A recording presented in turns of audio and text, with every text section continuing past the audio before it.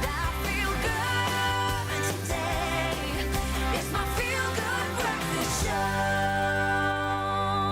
It's another feel-good morning, as we say. Dumelang, goeiemorgen, sanbonani, dumelang makhaitun. Welcome to your feel-good breakfast show, Expresso on SABC3. As always, delighted to be in your company at the start of a brand new day, which promises to be nothing but feel-good and amazing, especially if you're here, tuned in to start it off. Now, the streets of Cape Town will come alive again as the Cape Minstrels return after a 2-year hiatus due to the pandemic. And in celebration of this news, we spend the morning learning more about the Cape Malay traditions, from food to fashion, and we also learn how the area of District 6 was a melting pot of cultures and a sought-after destination during the New Year's celebrations. So let's dust off those brightly colored silk outfits if you have them, don our hats, and of course, as the Pennsylvanian Minstrels Club will be showing us exactly how it is done. I can tell you there's going to be a bevy of activity, a hive of activity around here, lots and lots of energy, almost like it's a birthday all over again.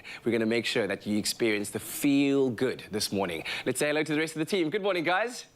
Oh, morning, Kat. Morning, Wasty. Goeiemorgen. I'm ready for this, eh? Yeah, me like, I'm too. feeling this rhythm. Like, as I parked this morning and everybody was getting ready, the Pennsylvanian group was getting ready, I was ready for this. Like, I was waiting for this since January, February, March, April, May, June, July, August, September, October, November, December. Sorry, I have to. Okay. Right, okay. But Calming at down least now. we're in October now, Yes. so you're finally happy that they are here. I am indeed, and I know that we are edging toward a great festive season, and it's great news with regards to minstrels being back on those streets entertaining us. And you know what, Cape Malay tradition is, you know, really synonymous with this entire vibe on the show today, and that's why, Zoe, we wanted to know just a little bit about your favorite Cape Malay traditions, or perhaps food that you would like to share on 063 408 8863. We are As simple as that. celebrating the Cape Malay culture. Oh, I'm excited for today's show. Yes, I hope we make koesisters. That's all I'd ask Ooh, for. that. One, if you don't Just mind. one of those. Yeah. Oh, that's going to be incredible. Well, listen, you'll need to stick around between now and 9 o'clock because we don't know what's going to be on the menu, do we? No, we don't. We're going to find out as we go. But let's quickly get into the morning headlines. Here's Kat.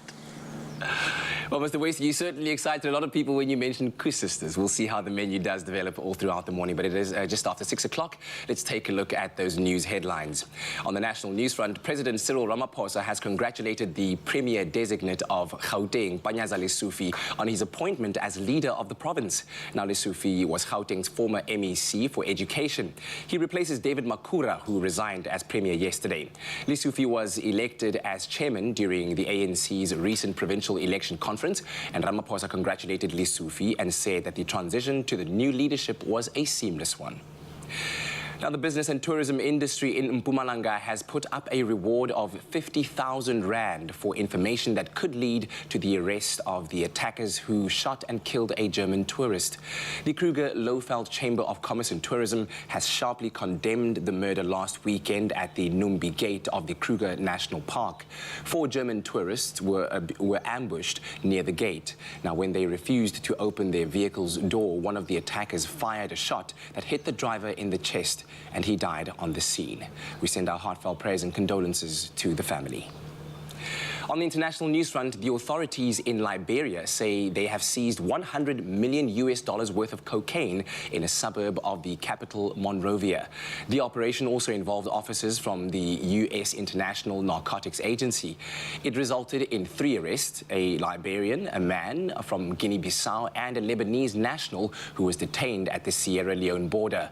The U.S. Embassy said the success of the operation was a direct result of excellent communication between law enforcement agencies around the world, including Brazil, Liberia, and the United States. In other news, former German Chancellor Angela Merkel yesterday won the United Nations Refugee Agency's prestigious Nansen Award, receiving praise for her determination to protect asylum seekers while in office. Pointing to the more than 1.2 million refugees and asylum seekers welcomed by Germany in 2015 and 2016 at the height of the migrant crisis, sparked especially by the war in Syria, the UN Selection Committee hailed Merkel's leadership, courage and compassion. Her call on Germans to reject divisive nationalism and be compassionate and open-minded was highlighted. Now, finally, a question. Do you recall your very first day at a new job? Well, 17-year-old Australian lifeguard Lillian B. Young's first day was a rescue, a kangaroo. Now, bathers at the Budgelang National Park in Australia watched fascinated as a kangaroo hopped across rocks and then tumbled into rough surf after being struck by a huge unexpected wave. Now, on-duty lifeguard Lillian realized this was to be her first rescue attempt, and she plunged into the rough surf with her board. Now, the kangaroo was just managing to keep its head above water, but didn't try to come ashore due to the gathering crowd of excited onlookers.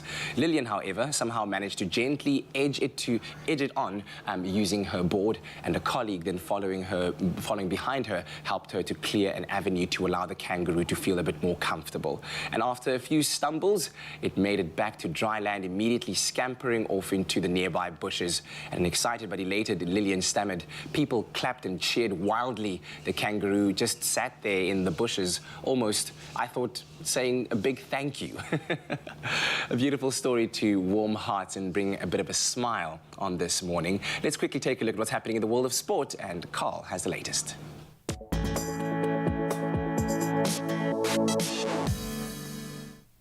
What a beautiful story, Kat, to get us hopping into the sporting action for this morning on your Feel Good Breakfast show. Starting with cricket, Riley Rousseau scored a brilliant, unbeaten 100 from 48 balls to lead South Africa to a daunting total of 227 for 3 and a comfortable victory by 49 runs after being asked to bat first in the third and final T20 against India. Now, Quinton de Kock contributed 68 from just 43 balls as the tourists finally had something to smile about after 2 resounding defeats. India were dismissed for 178 as Dwayne Pretorius took 3 wickets for 26, while Keshav Maharaj, Alungi Ngidi and Wayne Parnell all took 2 wickets each.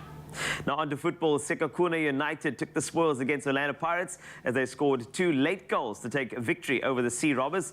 Now those goals came in the 84th and 91st minute thanks to Elias Mokwana as well as for Sumzi Mkhube as Pirates remain in 6th place. SuperSport United claimed their first ever win against Royal AM after emerging 3-1 victors as Gavin Hunt's Chargers moved up to 3rd on the table. Stellenbosch meanwhile earned their 3rd win of the season thanks to a 3-0 win over Maritzburg United.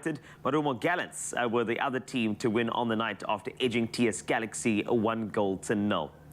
Now, staying with football, but on to the Champions League. Giacomo Raspadori netted twice as Napoli came from behind to deliver a masterclass and score a runaway 6-1 win at 10-man Ajax. The Italians have a 100% record at the halfway stage of the group phase. Bayern Munich struck 3 times in the opening 21 minutes en route to a 5-0 demolition of Victoria Pilsen, and now a record 31 games unbeaten in the group stage, they might add. Then goals from Trent Alexander-Arnold and Mo Salah gave Liverpool a 2-0 win over Rangers, while Inter Milan edged Barcelona 1-0. There were also wins for Bruges, Porto and Marseille. And wrapping up with tennis action, world number 1 Carlos Alcaraz said he would take lessons from his shock first-round exit at the Astana Open after losing 7-5 and 6-3 to Belgium's David Goffin. A US Open champion, Alcaraz suffered his first straight sets defeat since last November, and Daniil Medvedev powered to a 6-3 and 6-1 victory over Albert Ramos Vinolas as he attempts to nail down a place at the season-ending ATP Finals in Turin. 3rd seed Stefanos Tsitsipas eased past Mikhail Kukushin. That is 6-3 and 6-4. Novak Djokovic is due to face Christian Garin on Wednesday after winning the 89th title of his career in Tel Aviv last weekend. That's a wrap-up from the sports desk. Of course, there's another update for you in just 1 hour. Let's take a peek at the weather, and Zoe is standing by.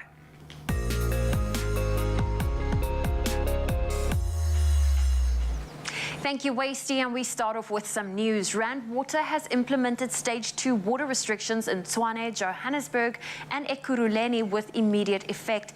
The city of Tshwane said water consumption had increased significantly in the past fortnight, resulting in a decline in Rand Water's overall reservoir storage capacity from 52 to 38%.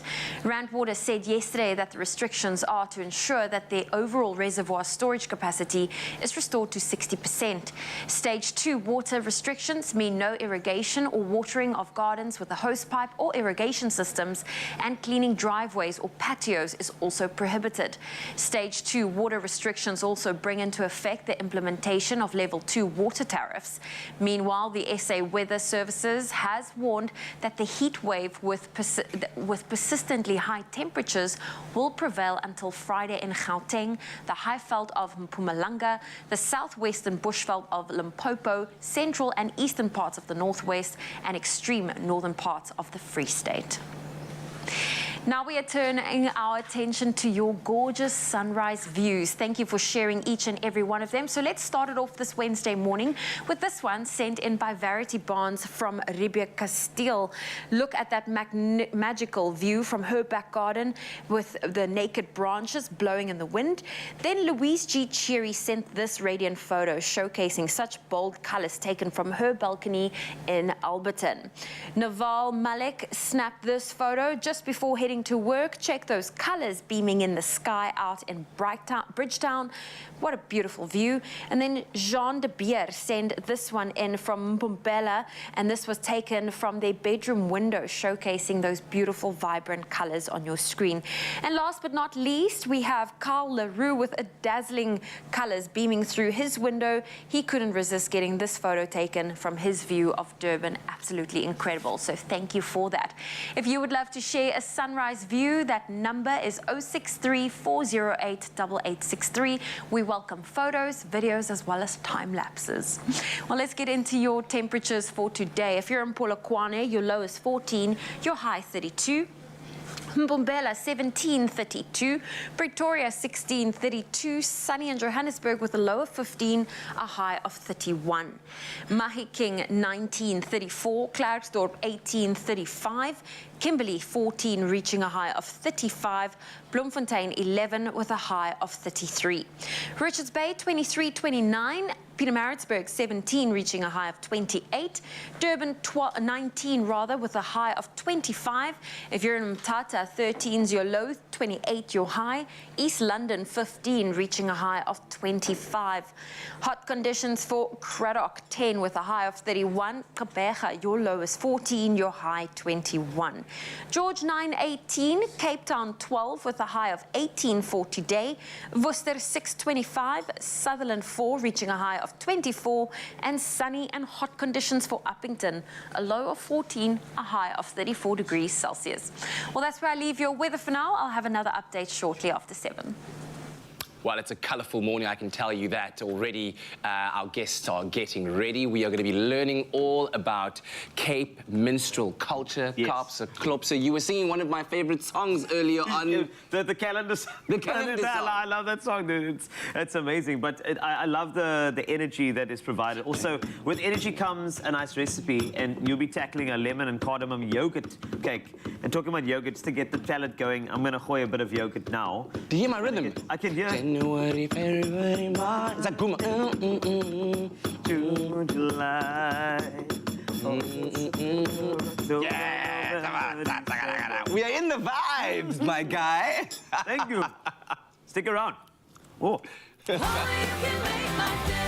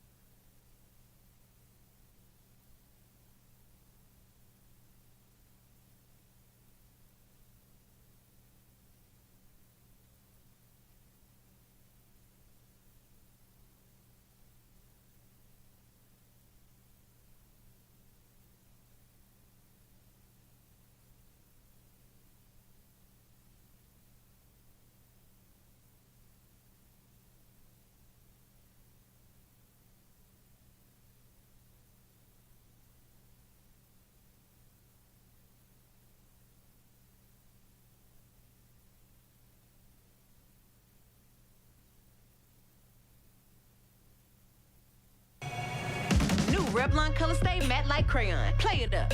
Bold matte color goes on as easy as a crayon. Feels barely there. Super soft, 12 rocket poppin' shades. New Revlon color stay matte like crayon. Wanna play? It's my feel-good breakfast show. Hopetober is a month of hope, brought to you by Adcock Ingram OTC, sponsors of Brave, inspiring communities one pharmacy at a time.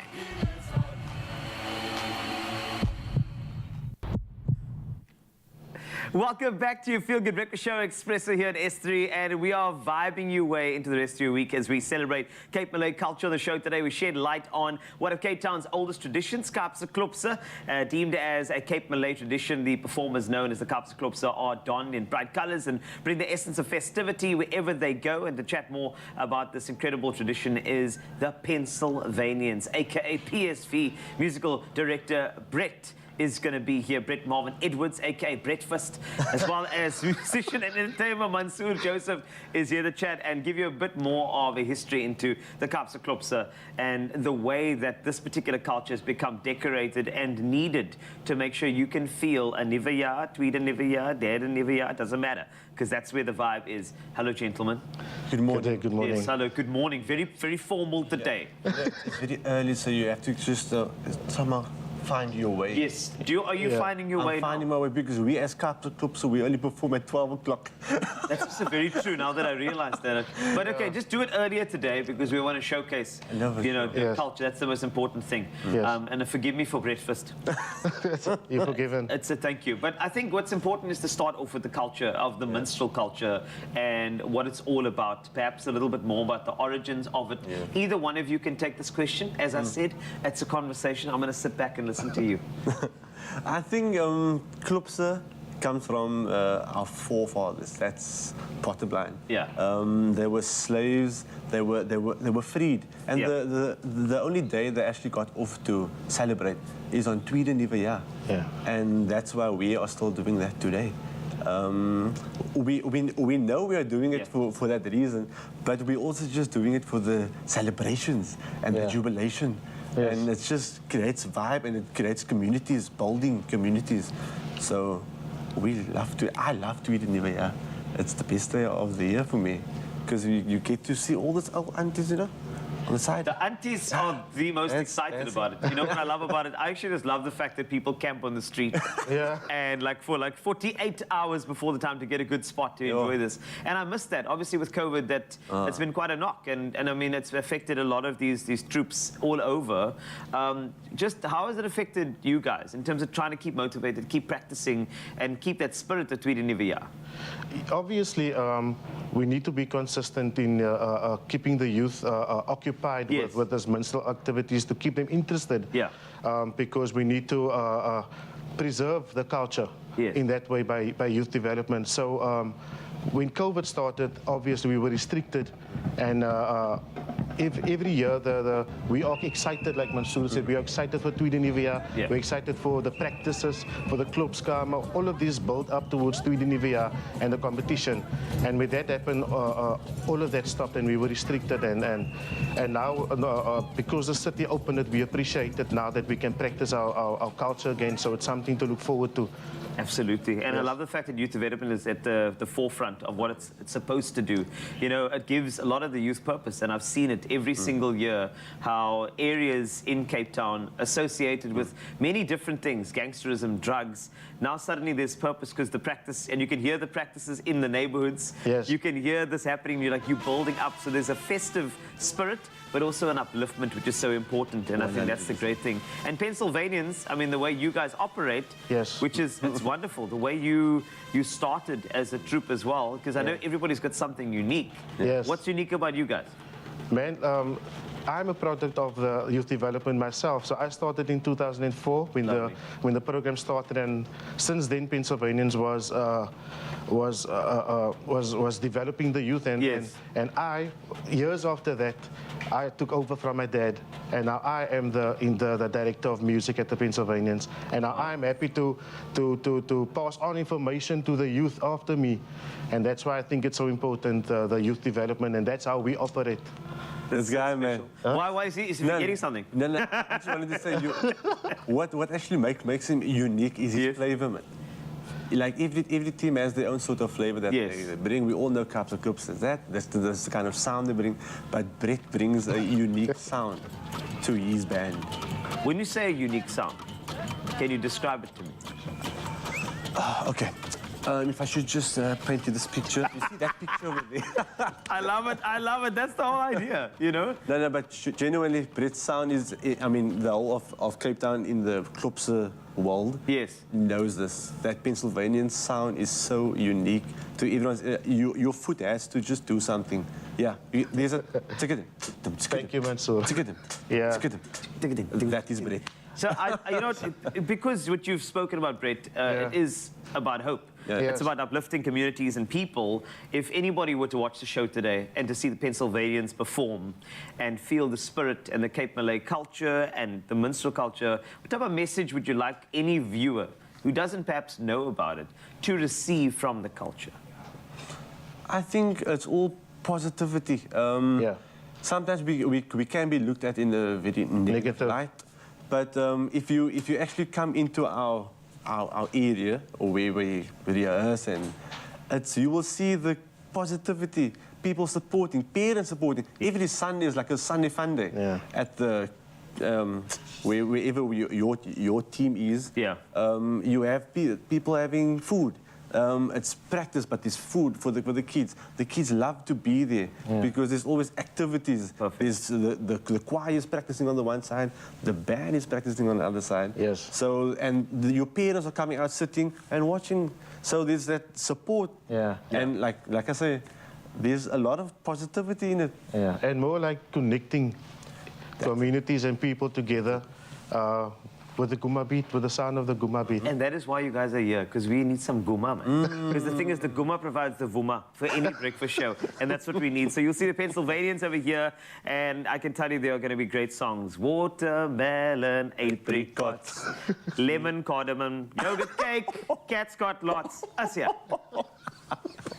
Hopetober is a month of hope, brought to you by Adcock Ingram OTC, sponsors of Brave, inspiring communities one pharmacy at a time.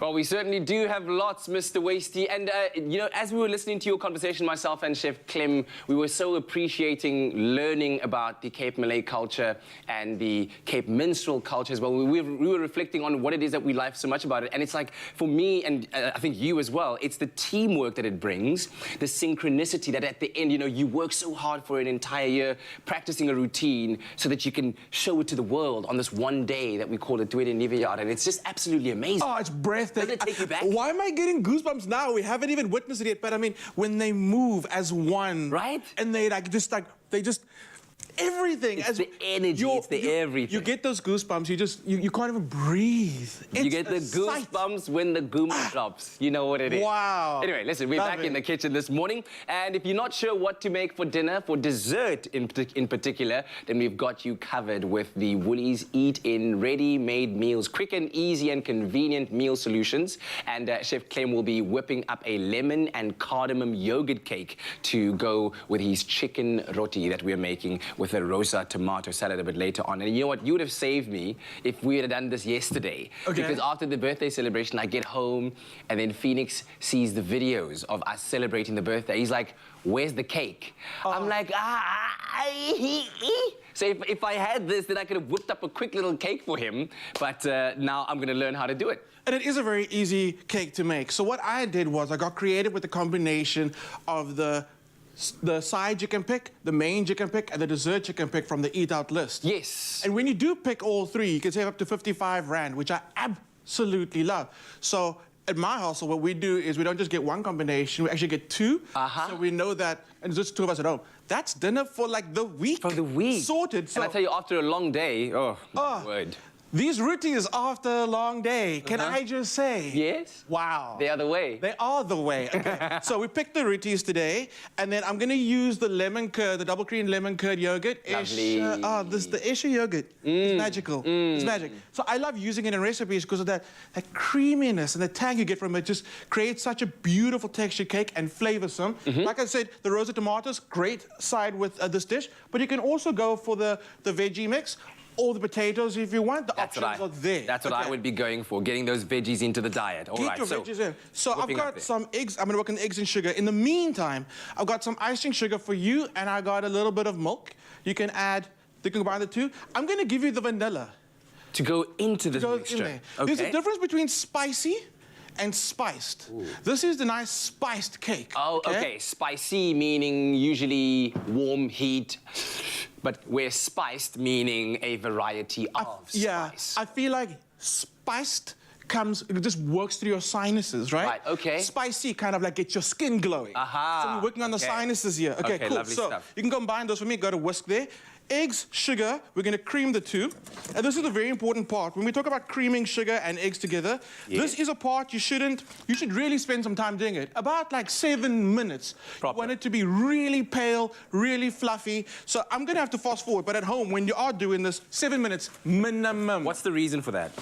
It's all about the way that it captures air and it adds body to the cake. Also, when you get that perfect texture, it also allows all the other ingredients you're going to add to it just to come together so much better. And I like that you've been picking up all these skills along the years. When you spoke about recently, I think you said, have all your ingredients the same temperature? Because cakes like when all your elements are the same temperature, and it just creates a much more consistent, smoother, velvety batter. That's right, you want that. And you appreciate that with every bite of your cake once it's done, because when you get into it, it really just melts in your mouth and really dances around your palate. Whereas if you didn't spend time doing that, then you get those unfriendly little chunks and, Got you.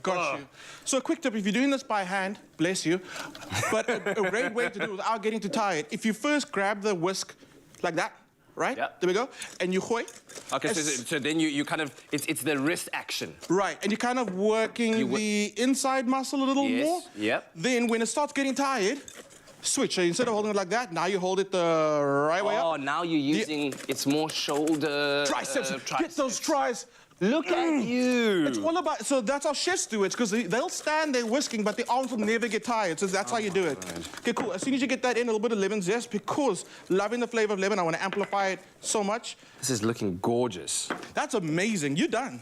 And with the lemon in it, Oil goes in. Glorious, Glorious cardamom. She gets a bad rap. Why, though? Because you can have the most amazing food, right? Like a biryani. And then? But then you bite on a cardamom and you, peace out, I'm done, I'm going home, I'm going to start again tomorrow. But that's because there's a way that you can use her.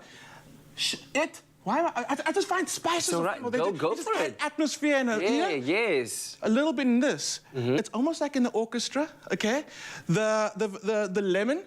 It's there with kind of like they're playing the violin. Yes. Okay, cool. The first violins. Yes, yeah. Those are to the left of the conductor. Yeah, let's say the vanilla is kind of a little bit of percussion because you get that sweet you know you're eating a dessert. But then cardamom comes in and she's got the triangle. And you need that ping. Without that one ping, it's not a complete orchestra. It doesn't make sense. Exactly. You've lost it. And it all comes together. Synchronicity. We were talking about this, though. And that's what I love about food. Now. That's what I love about food. Okay, cardamom goes in. Then I was like, let's add a little more flavor. I'm playing around with ingredients to give it the same kind of aroma and feel like vanilla. This is dehydrated strawberry. Oh, wow. Okay. That's going to be very good. It's kind of you're getting one of your 5 a day. No, you're not. But you can pretend you are. Good. Get that in there. So this is all going to be in our cake. In the cake. And it creates such an amazing flavor. Again, your brain goes, what's that? What's that? Huh? Where'd that come from? How? It's a magical thing. It's a magical thing. Flour goes in, which is the last thing you mix through. Mix it all up. Get the beautiful batter. I've got my baking tin lined. Okay? Imagine that's all mixed together. We're going to pour it in there. While I'm doing this and finishing this up, Kat, your beautiful drizzle, which you're going to pour over this cake. I got the drip, drizzle. Yep. I like presenting it with the flat side. Yes. You could do the dome side. Okay. But I like the flat side. You're just gonna pour. Let it like cascade. Are we down the going? side. Okay. But you know what? It's so magical and it's so like emotional. I'm feeling emotional today. Really? Maybe we need some music. Oh, wow. Is this going to happen right now? Yes. Where's the? Oh, look at that. You've got to be able to get it as it goes over the edges. Please, work with me. Oh, go! Go! You can Wait, I kind need to of make sure. help it a little bit. Now it's like, now it's doing, it's a raindrop thing. Raindrop, drop. Yeah. Go. Let's go. Let's go. I have faith. It's gonna drizzle. It's gonna drizzle. I'm gonna give it some encouragement. Hold on. Can we? Give it. Oh, there we go. There we go. Yes, man. Can you tell we are excited? We are amped for today's show. Oh, I'm gonna let it go all around. Just let it dance. I'm just gonna let you enjoy this. Wow. Catch the recipe on expressoshow.com, and of course, check out all those beautiful, ready-made, easy meals. And maybe throw in this little yogurt, lemon curd, yogurt cake. Oh, there we go. I'm done. My work here is done. For the day. Come on now. The day. We out. Enjoy yourself.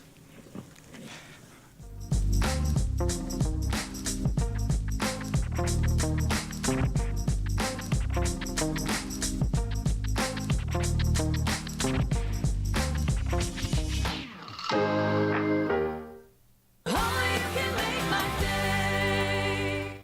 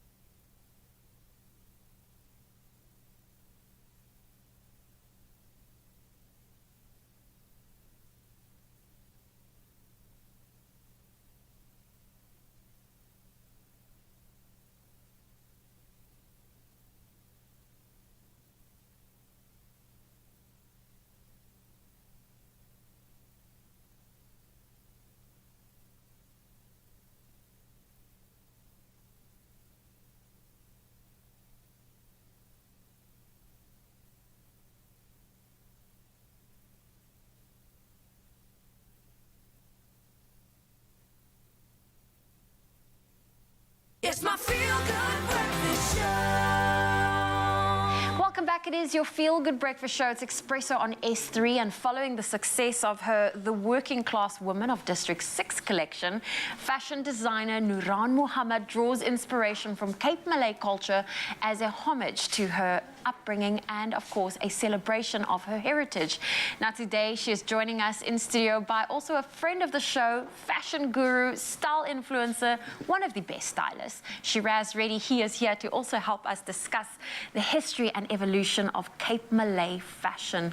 Nuran, Shiraz, it's great to have you here. Always a pleasure to be here early morning. Early morning, and we're just kicking it off straight off the bat, talking all things fashion. Yes. Now, Shiraz, we know when it comes to the Cape Malay, we always focus on the food, we focus on the history, we focus on the music. But where does the Cape Malay fashion inspiration come from? I mean, it originates firstly from many centuries ago, you know, when lots of the original people, or better known, now known as Cape Malay people, came from the Dutch East Indies to this year, the island of Cape of Good Hope. And I would say that is where it started. You know, they came in with their very plain and simple and light, airy clothing, very modest, obviously, which is obviously that touch that most Cape Malay women and men would have worn back then and still do, but obviously with a modern day edge today, yeah, and that for me is where it's originated from, but always keeping with its good tailoring, and again, staying with that modest edge, yeah. And in terms of color? I would have to say it was very plain and simple back then, but obviously it's evolved quite a bit. Nuran will take you through that, but I definitely think that, you know, that plain and simpleness has helped us. I mean, we all have a mandarin, or better known as a Chinese collared shirt. It's still very iconic to the Cape Malay way of dressing, or style rather. But super important to note is that the tailoring was always impeccable. You know, it was always light and airy. Women would always cover their heads, men as well. And now as it evolves, I think it's become a little bit more playful than what it would have been back then, yeah. Definitely. Well, Nuran, I'm looking at your outfit and I have complete envy. You are stylish to a T, but also your collection is incredible, where you are paying homage to District 6, but also in particular to the work and the life of drag artist and hairdresser Cupie. Now, can you tell me a little bit more about what was it that inspired this collection? So with this collection, I feel that it was so special to me because my family originated from District 6.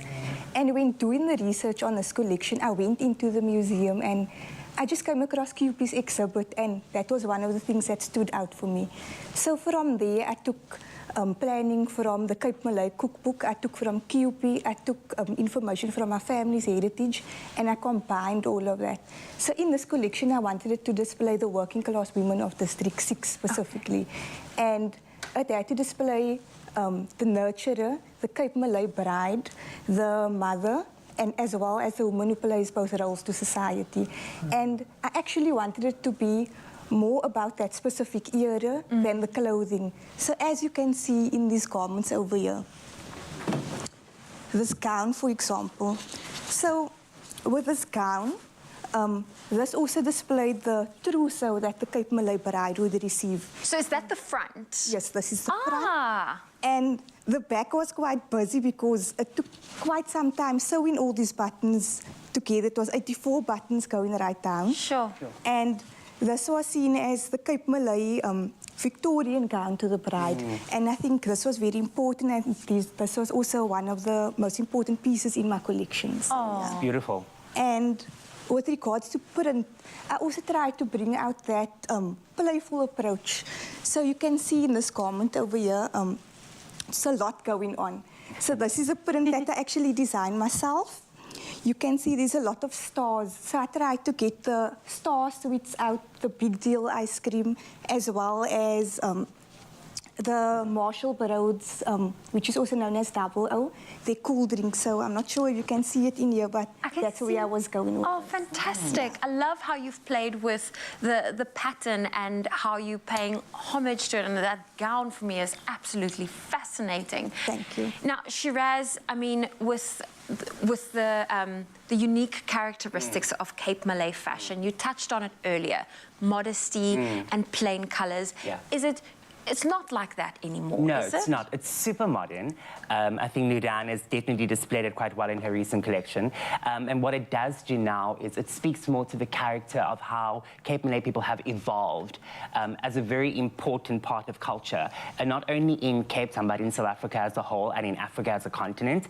And it's the stories are told through the clothes. It's told through their experiences from mom right through to dad, aunt and uncle, cousin, and it's also just told in the textures, you know. Back then it was light and airy, lots of pure cotton and linen. Now it's very playful and wavy. If we look at this beautiful purple gown that Nuran has designed. And I think what also is really important to note is that gone are the days where it needs to be very loose and flowy. It can be quite fitted. You know, you can honor a woman for a beautiful figure. It's not really frowned upon anymore. You know, obviously we would like to keep those modest touches, you know, covering the head for women and for men as well. You know, that I like to use the term Masala top. It's known in Cape Town, you know, gone are those days. But, you know, again, it's really just all about the evolution, and it really has become a lot more playful, a little bit risque. Okay. Which is good. It is good. Yeah, it is really good. And Nuran, thoughts of bringing out a men's line?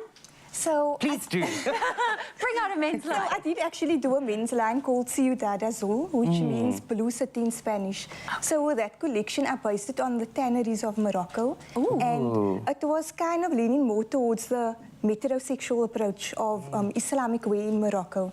So with regards to the future, I plan on taking this collection, taking the Ciudad Azul collection and combining it and making something completely new out of it. Well, listen, so much to look forward to when you do bring out that new collection. Please come and visit us again. Shiraz, Nuran, it was great having you both here. And of course, today we are paying homage and honouring and celebrating everything that has to do with Cape Malay culture. And I'm loving it. I'm here for it. And I can tell you, when it comes to culture and donning those clothes, it takes a lot of courage to share that. But they do it with pride. And this is why I bring to you a very, very important little bit of this particular show. Now, after all, William Faulkner did say this particular quote, and I want to read this out to you very loud and clear. You cannot swim for new horizons until you have courage to lose sight of the shore. Now, this Hopetober, Adcock Ingram OTC, sponsors of Brave, has made it their mission to spread hope in South Africa and are giving you the chance to win 2,000 Rand daily by answering our competition question. This week, we asked you to share your message of hope for Mzansi. And we're excited to announce our next lucky winner. So congratulations to this lovely person, Latvia Gabir. Congratulations. Well done, Latvia. And I can tell you this is what Latvia wrote. At the core of our vision and my vision is a society categorized by freedom, fairness, and opportunity. Central to this society is an acceptance that while we have come a long way, let's make life better. Hashtag Hopetober. Hashtag sponsors of Brave. And we have her on the line. Latvia, good morning. How are you feeling? I'm good, Peter. Very good. Can I tell you that what you wrote there was very presidential? I don't know if you're running soon. What fight sort of probably I am. I mean, well, you know what? I'd vote for you because it was sensational, honestly, to hear somebody who wants to bring about that amount of hope in society. Your dreams are definitely valid, and we are here for it as well. But I feel like I need to ask you this, given the fact that you are now the president of this spot on your Feel Good Breakfast Show. What else can we do to spread hope, in your opinion? Kindness is very important.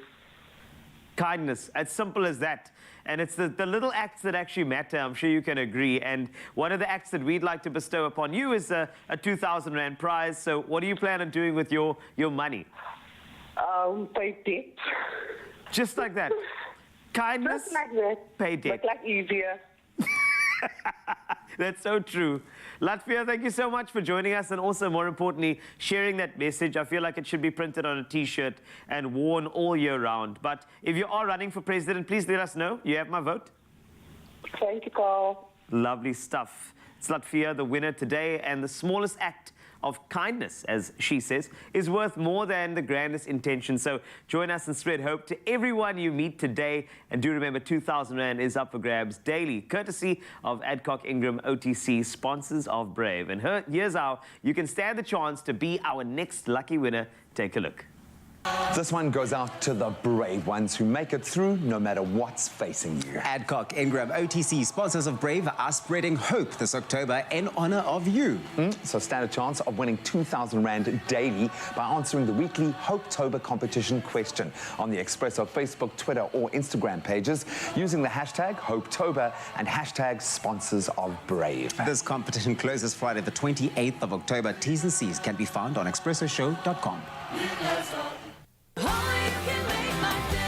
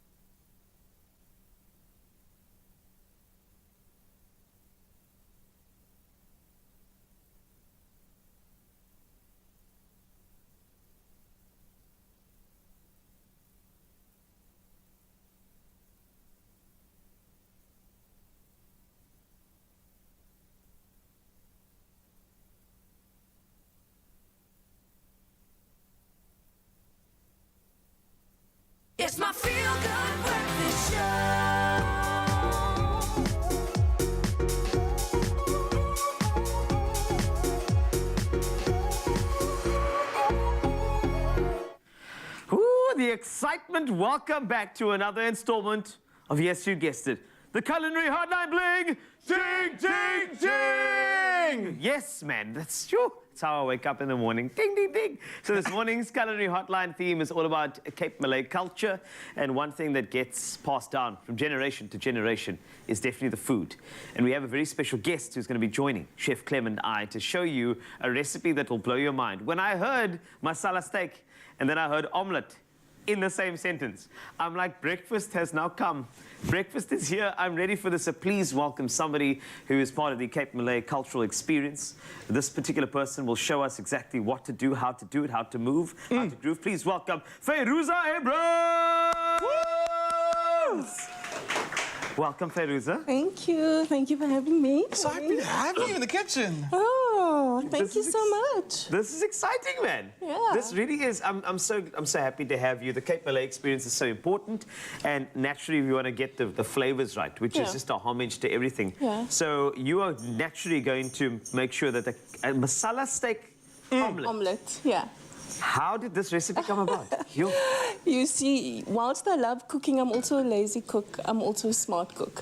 So this is absolutely my go-to meal prep dish for the week, because we love masala steak Gatsby, Yes, masala please. steak roti, fat cook, sandwiches, just about anything. And I think as South Africans and Cape Townans, we love stuffing food in pockets. But now today we are making an omelette. So I came up with the idea that if I had a batch of this in my fridge, my family could go to it. And you know, it gives me less work and they can just decide what they want to do with it on the day. And the thing about making it and making a bigger batch is because it gets better the longer it's actually in the fridge. That was, you took the words out of my mouth. And then, you know what, it lasts about 2 days. It should last a week, but it's gone. So the flavors just develop. It just gets better and better. And this particular one, I love the fact I'm adding a little bit of vinegar. It's got that lovely sweet and sour Cape Malay flavors to it. And you can really zhuzh it up by putting bell peppers and mushrooms. Today we're making a very basic one. But don't be fooled by the word basic, it's yummy. So peppers, mushrooms, any vegetables that you want to, you can add. Even some butter beans. Perfect. Think bunny chow. Masala I'm hungry, man. Let's start making. I'm hungry. Like, you know, this is like, I'm going to be like that person. I was like, Mommy, I'm hungry, man. Mommy, please. Have fruit. Have fruit. Go have an apple. Fruit. So let's start jumping in there. In fact, if you have any questions about this recipe, please, 063-408-8863. Remember, this is indeed a culinary hotline. So if you have any questions, please throw them our way. A little voice note. Please introduce yourself and ask away. Now, let's go. What are we going in first? Okay, we've got a little bit of oil. You could use olive oil, coconut oil, sunflower oil, and basically your curry or masala steak is only going to be as good as your paste, so it starts there. Okay. So I can see there's a little bit of sizzle. The first things that are going to go in, a little bit of the whole spices. So we've got bay leaves, curry leaves, and then we're going to put chili, and then prepare to stand back because it's going to give you that I little... enjoy that. I welcome that. I love it when that little bit of cough in the back of the throat tells me that somebody has properly given me the chili I need. There we go. That's what I want. And then you can actually smell it. Do we have a spoon? Yes, I mean, you've got the spatula there. So we're doing this. This is going to flavor the oil, and I like that. Absolutely. Okay. And we're not going to want to do that too long. You can go in with the onions because you don't want the spice to burn. Got you. Okay, and you can see that I've sliced the onion quite thickly. Generally, when you're making a curry, it's tiny pieces. But steak's going to cook for a while, so that will just yield down, and it also gives that nice chunky oniony flavor that we love. I love the texture of like chunky onion in Also, there. an onion itself, like economically growing up when there's not a lot to go around, an onion can make something fuller. Absolutely. You know, and I think that's what I love about it, is because, and also for some reason, you know, the head of the household always got the meat, and then the lighty's got the sauce.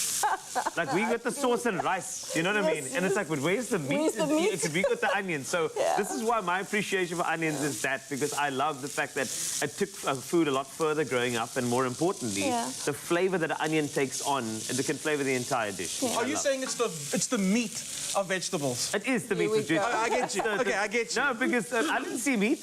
That's not your pasta, of course, is the meat. They only get the chunks, and you're like, okay, thanks for the rice and sauce. What I love about this dish, you can absolutely use chicken in here as well, or just whatever vegetables you think's busy dying in the fridge, you can make a vegetarian. I do like that. I do like that. You can do a vegetarian. That pumpkin now, in the bottom, that's why. now we're going to go in with our ginger garlic. Here we go. ginger, garlic, and our spices. Oh, this is okay. So we great got some already. cumin, coriander, turmeric, smoked paprika, a little bit of masala. You can use your mom's masala, whatever masala you want to, Everyone's and a gonna little mix, bit of salt. Yeah. I mean, can I Please just? Here we go. Did you say you can use your mommy's masala? Yeah. Your mommy's What's masala. what's in your masala? Ooh, here it comes. Can you Say share? that? I can. You cannot share. I can. You know, the thing is, my grandmother and my mom, they cook with ratios. So, for example, turmeric and coriander will always be the same, whether it's 2 teaspoons or 1 teaspoon. And then cumin will be half of that because it's so pungent and strong and bitter if you're heavy-handed with it. And then your chili powder is always to your family's taste. Are you cooking for the kids? Or are you cooking for dad or the uncle that wants to be blown out of the kitchen? But ratios, that's how I grew up. It was never a gram of this or anything like that. It was ratios, and that makes up my mom's masala. So here we go. Smell, hey, like the A smell little is bit of sugar. Yes, the sugar. Yes. So you know what? Sugar And for me vinegar, is this makes it Cape Malay. so the sugar for me has always been in association with tomato Yeah. because you know if you use the tomato and the sugar, they just work together. It brings out flavor. Yeah. Can I tell you something about this, Chef Clem? It looks familiar to you. What does it look like? Well, it smells like pickled fish. Pickled, Yeah. there we go. Absolutely. So the other nice hack about this is that on a day when I'm making this, half of that can go to my pickled fish and the other half comes to my masala. Can I also tell you this as an addition to a toasted cheese sandwich? Just this. Just that. Yes. Toasted cheese sandwich. Okay, don't do Yeah, that to me. yes. I can I'm see ready. that. I can see it. Okay, so Wow. while we're going to continue Yeah. this, Feruza and Chef Clem, we're going to fix this up. Of course, if you have any questions, please send it our way. We are ready to answer on 063-408-8863. The smells in this kitchen are unbelievable. It's a Cape Malay inspiration. But of course, we want to give you so much more of that, so stick around. This is your Feel Good Breakfast Show, Expresso, here in S3. I'm diving in. Let's do the meat now. Tomato. You can add it. Oh, that looks so good. Yes, please. Yes, please. Put it on my plate. Oh, my goodness. Speaking of plates, were you watching Colour Your Plate with Koo last night? Well, if you were watching it on S2, hopefully you were inspired because you can now stand a chance to win a seat at the final table and, of course, be on the judging panel when you create your own colourful meal with Koo. And all you need to do to enter is watch the weekly challenge on the show or look out for the masterclass video on Koo's social media pages and cook up a nutritious meal using Koo's hero ingredient. And then you head on over to Koo's social media channels and post your photo, the meal description, and that hashtag Colour Your Plate with Koo in the comments of the competition post. Good luck to you. Be inspired. Let's get cooking. This Tuesday evening at 7 on Colour Your Plate with Koo. Things heat up in the kitchen as 5 more potential cooking stars fight for a spot in the next round. I'm getting a bit worried here, eh? That chicken doesn't have that thing. Returning to the panel is Season 1 guest judge, media personality and social media star Lasizwe Dambuza. The pressure is getting worse. Your pot is burning. That's Colour Your Plate with Koo, Tuesday evenings at 7, only on SABC2.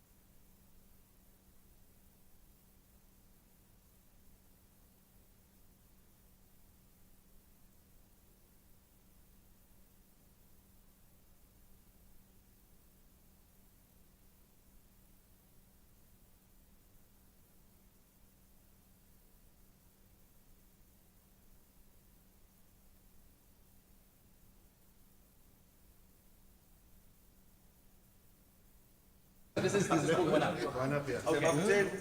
Get your ass out.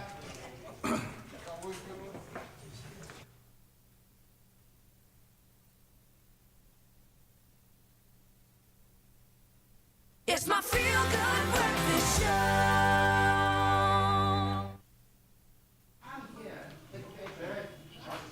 Welcome back to your Feel Good Breakfast Show. It's an absolutely stunning morning where we've been enjoying learning so much about the Cape Minstrel culture. We've learned about the fashion. We're diving into the food as well, and very soon we'll be getting into the music. But the time it's just before 7 o'clock, and it's time for us right now to take a look at the news headlines. On the national news front, in an effort to empower the people of Africa, a $1 billion development funding pledge has been jointly launched by the governments of South Africa and Ghana. The African Prosperity Fund aims to support projects that include women and youth, education, of course, healthcare, technology and sustainability across the continent. There's been concern for decades that some African nations are too reliant on foreign aid. But now African governments and companies are collaborating to alleviate extreme poverty. Meanwhile, President Cyril Ramaphosa has congratulated the Premier-designate of Gauteng, Panyaza Lesufi, on his appointment as leader of the province. Now, Lesufi was Gauteng's former MEC for Education, and he replaces David Makura, who resigned as Premier yesterday. Lesufi was elected as chairman during the ANC's recent provincial election conference. Now, Ramaphosa congratulated Lesufi and said that the transition to the new leadership was a seamless one. Reflecting on international headlines this morning, North Korea has fired a ballistic missile over Japan. The missile traveled some 4,500 kilometers before falling into the Pacific Ocean, far enough to hit the U.S. island of Guam, if on another trajectory. Now, it was the first North Korean missile launched over Japan since 2017. Japan issued an alert to some citizens to take cover, and the U.S. and South Korea responded with joint bombing drills. The UN prohibits North Korea from testing ballistic and nuclear weapons. Now, flying missiles over other countries without any pre-warning or consultation also contravenes international norms. In other news, the authorities in Liberia say they have seized $100 million worth of cocaine in the suburb of the capital, Monrovia. Now, the operation also involved officers from the U.S. International Narcotics Agency. It resulted in 3 arrests: a Liberian, a man from Guinea-Bissau, and a Lebanese national who was detained at the Sierra Leone border. The U.S. Embassy said the success of the operation was a direct result of excellent communication between law enforcement agencies around the world, including Brazil, Liberia, and the United States. Now, Loretta Lynn, a dirt-poor coal miner's daughter who became an icon of American country music and a leading feminist in the genre, has passed away at the age of 90 at her home in Hurricane Mills, Tennessee. Now, in the male-dominated world of country music in the 1960s and 70s, Lynn built a reputation as a hillbilly feminist who was bold and talented enough to write her own songs, of which 14 were banned by radio stations. Now, she won numerous awards, including 3 Grammys. Lynn's 1976 autobiography, Coal Miner's Daughter, made the New York Times bestseller list, and Sissy Spacek bagged her an Academy Award for portraying her in a movie of the same name. Now, much of the movie was shot at Lynn's 600-hectare ranch west of Nashville, where she maintained a southern mansion.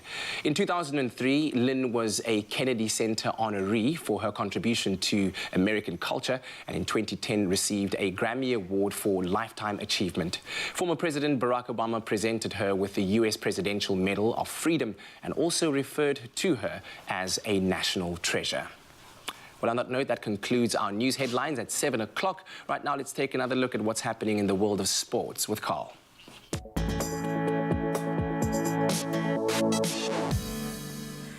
Thanks a lot, Kat. Let's take a peek at your sporting action, starting with cricket. Riley Rousseau scored a brilliant unbeaten 100 from just 48 balls to lead South Africa to a daunting total of 227 for 3 and a comfortable victory by 49 runs after being asked to bat first in the 3rd and final T20 against India. Quinton de Kock contributed 68 from just 43 balls as the tourists finally had something to smile about after 2 resounding defeats. India were dismissed for 178 as Dwayne Pretorius took 3 wickets for 26, while Keshav Maharaj, Lungengiri and Wayne Parnell all took 2 wickets each. Now on to football action. Sekhukhune United took the spoils against Orlando Pirates as they scored 2 late goals to take victory over the Sea Robbers.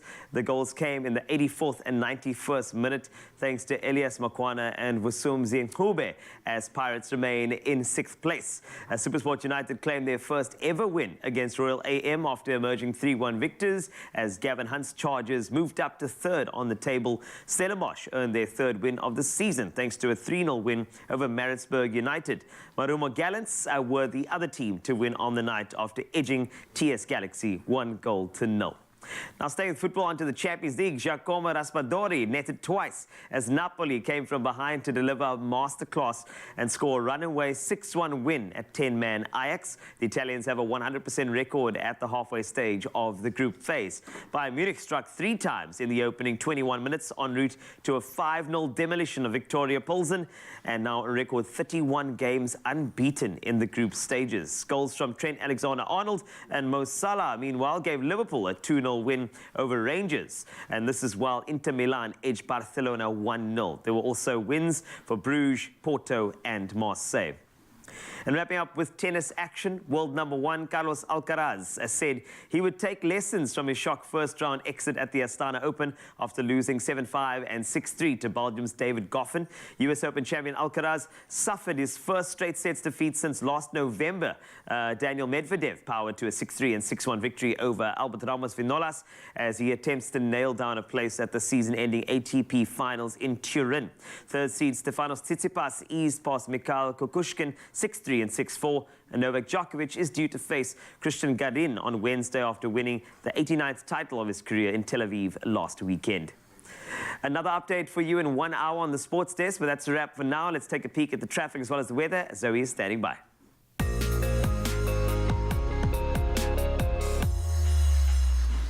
Thank you, Wasty. And we start off with traffic in Johannesburg Midrand. There's a stationary truck on the N1 southbound after Olifantsfontein Road, and the left lane is blocked, so please approach with caution.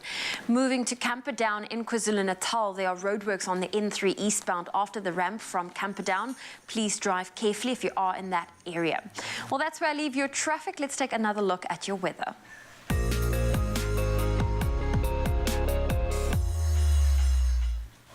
And before we get into those temperatures, here's some environmental news. The world has pleaded for is that Australia has vowed to halt the loss of any more species and end its status as the mammal extinction capital of the world, its government says. More than 100 threatened animals and plants, including iconic species such as the koala, the Australian sea lion, and the rarest marsupial in the world, the Gilbert's potteroo, of which only about 100 remain, will be prioritized under new conservation strategies. The plan includes a pledge to protect a third of the continent's land mass. This, as earlier this year, a report found that Australia's environment was in shocking decline.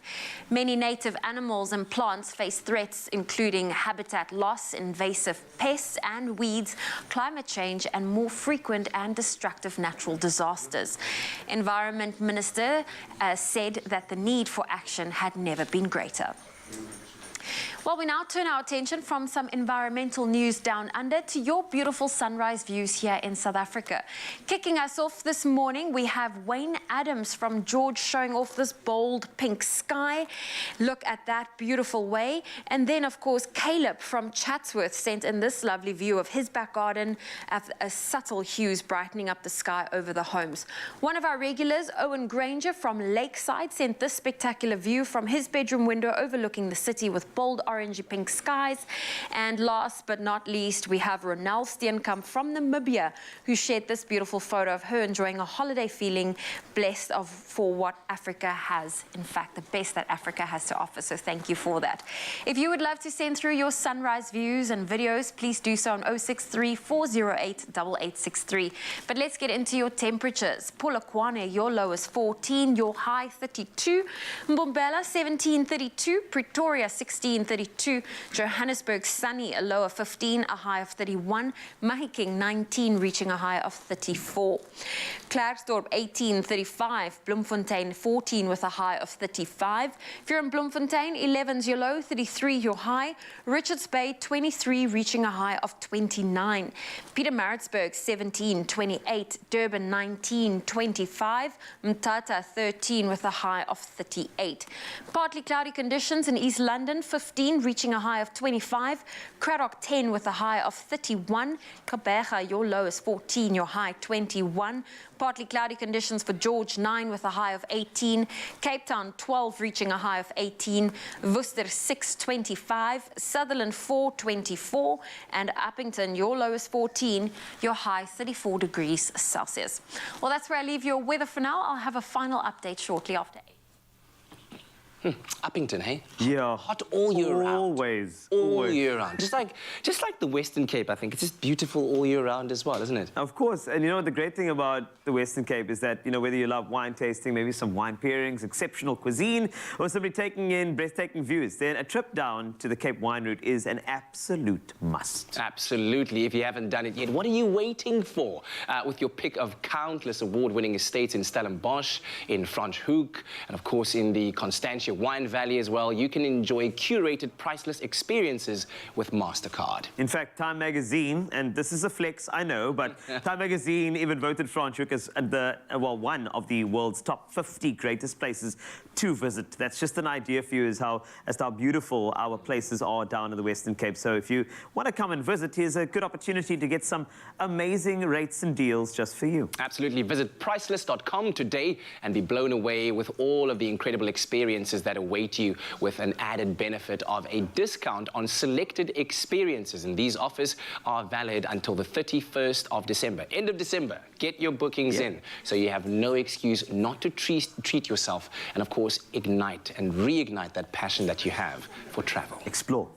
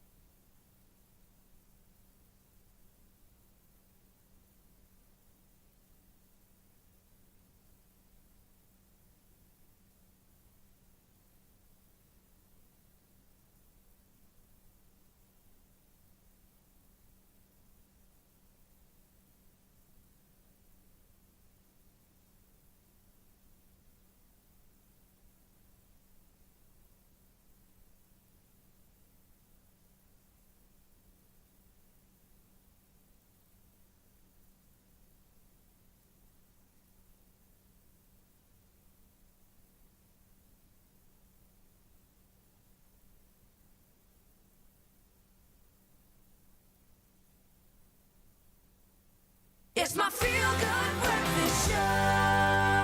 Time to get excited. Crush is taking Mzansi on a journey of goodness to unlock your 100%. And this morning, we are joined by an incredible professional dancer and content creator, Angelo Makunyane, who is sharing how he has unlocked his 100%.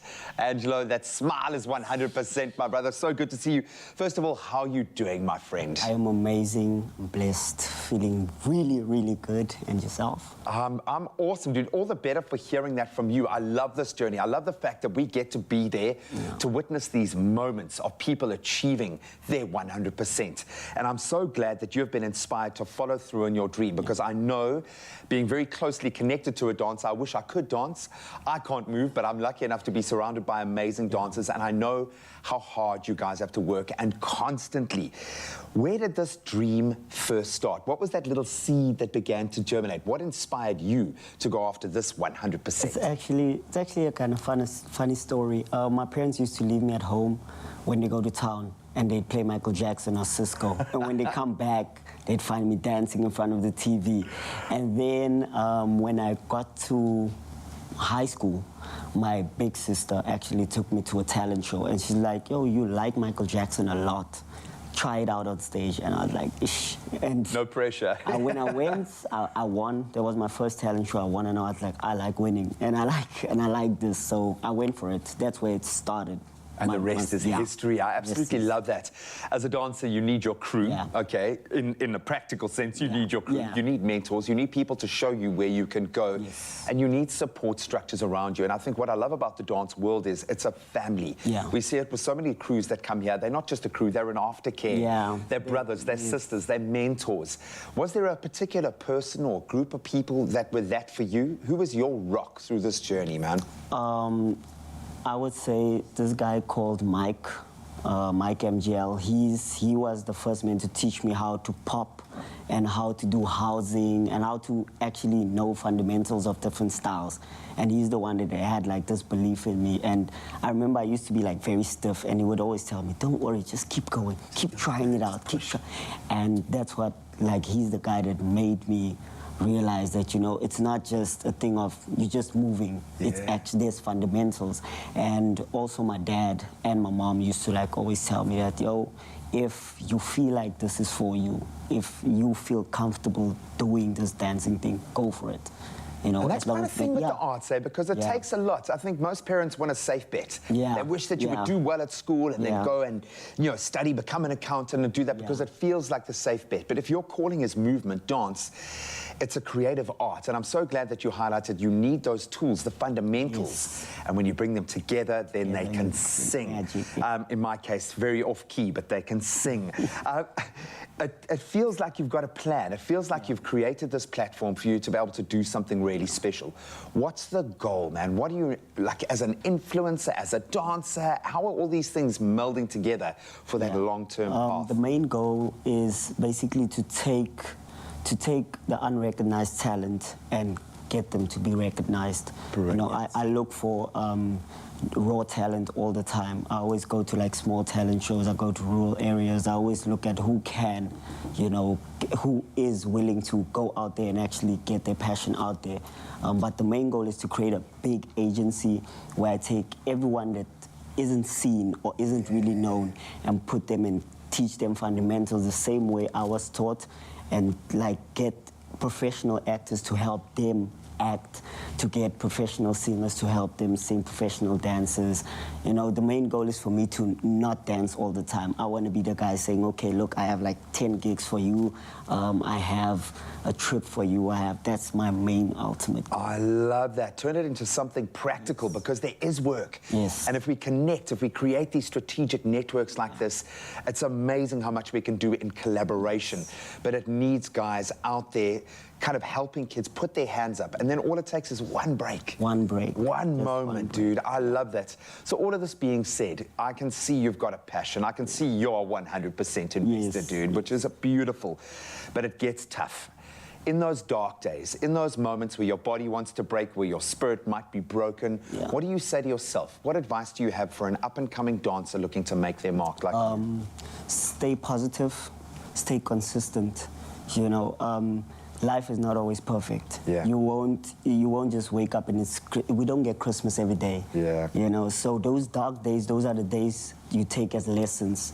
There's something in it. You're gonna learn something, and with that something, you're gonna do something better, because you won't just wake up. People don't just wake up every day. You wake up for a reason. There's a reason why you wake up. There's something that you're supposed to do. So stay productive, stay consistent, and always stay positive and believe in what you do. Can you come in every day, man? Just can you sit on my shoulder when I wake up in the morning and just pump me with that 100% positivity? Angelo, you're a special human being, man. Thank you for choosing to create a legacy with your talent. I think that is the most important thing. And for doing this for everyone else, man. And then we get to see you dance, which is amazing, man. You are a phenomenal talent, but you seem like someone who's really dedicated to your craft, which is such a good message to send. Whether you have a dream of becoming a foodie, an influencer, a singer, a dancer, even an entrepreneur, whatever it is, Crush is about to help you unlock your 100% with an awesome new TV show where you could realize that potential and unlock your dreams. Now, Crush wants to hear your stories. That's where it starts. So please, please listen up. This is how you can enter. Buy any Crush, then follow the details on the pack. Really simple. Share a video of why you want to unlock your 100% to the Crush WhatsApp line. That's 082-857-8054. Or you can just upload it on the socials socials, tagging hashtag @CloverCrush and hashtag Crush. And then you stand a chance of winning your share of 500,000 rands worth of prizes in the process. That is life-changing. Enter now and Crush could be making your dreams come true on this awesome new TV show. So let's unlock your 100%. Stay tuned as Angelo shows off a few of his dance skills as well. Oh, man. Listen, that guy has unlocked his potential. He's one of my favorite TikTokers, by the way, and he's the one that taught me some of the dances that I've been doing on TikTok. Oh, Absolutely look amazing. at you. Well done to you. Being very active on TikTok. Yeah. And speaking of unlocking, let's experience Red and unlock more with Vodacom Red. Now, there are some amazing rewards and benefits that simply cannot be missed when you switch to Vodacom Red. That's right. So did you know that if you switch to Red, you can get your hands on the new Samsung Z Flip 4 on a Vodacom 3GB Red Core More data plan for only 1,439 Rand over 24 months, plus unlock a 1,000 Rand Shop Gert voucher to flex your latest outfit for spring. Loving that, absolutely. I mean, and you talk about it, you know, one of the latest devices on the market that is really, it's just like anybody who's the who's who is rocking one of those Z Flip 4s. Absolutely, and I'm sure that you would love to be the envy of your friendship circle rocking one of those. But that's not all. If you are a Red Core customer, you can get 2 months device theft cover for your peace of mind, priority service desk to make sure that you get to the right, or you get the right service on the best plans as well. You also get some family data share, enabling you to share data with 6 other Vodacom friends. You also get multi-data SIM connect 2 or more of your devices on the same contract. So you can connect your tablet, your PC, for example, and you get 1 gig of video data per month for 3 months. That's incredible. That would be my thing, because I do spend a lot of time watching a lot of videos, whether it's on YouTube, Facebook, or TikTok. So the more data I could get, the better. What about you? Well, then I want to be your friend, because then we can do the friend sharing and you can share your data with me, or I can share my data with you. I see what you're doing there. But if you think that that's where the excitement ends, then think again, because there are also travel rewards that come part and parcel of the Red Core plan. We're talking up to 35% off Emirates flights, up to 10% off with FlySafair, up to 35% off Protea hotels, and up to 10% off Intercape. I mean, that's right up my alley right now. Hey? And I mean, to be honest, flights are so expensive, especially now with the festive season. Imagine a little bit of discount. That's money back in your own pocket. Yep. And Vodacom just keeps on delivering the goods. So switch to Red and unlock more with Vodacom. Expresso is connected by Vodacom Red. Switch to a new Vodacom Red plan to unlock more. So earlier we were chatting to Angelo about dreams and, of course, dance moves as well. And I feel like it's a showcase that is needed right now as you bring the energy on your Feel Good Breakfast show. So, Angelo, take it away. We promised you some 100% inspiration this morning, and that's going to come via an incredible young man. Angelo Makonyane is a dancer who is taking his craft to a whole different level. He spoke about taking the fundamentals and turning them into an art form. And if you've seen this guy online, you're about to see that his body is going to do things that I think few of us can even imagine. He is a talent that needs to be beholden. He is going to dance for us right now, my brother. Break a leg. Ladies and gentlemen, this is how you go after your 100%.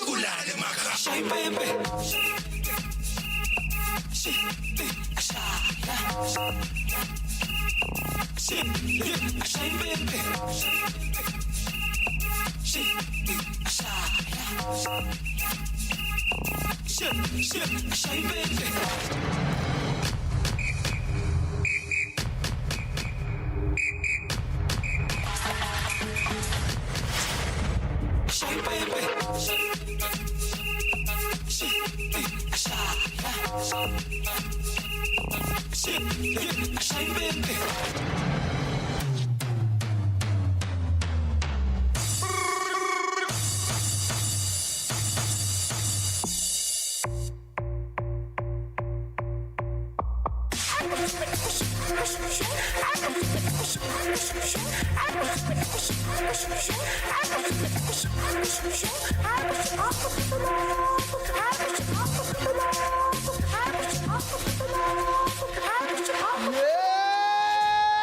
man!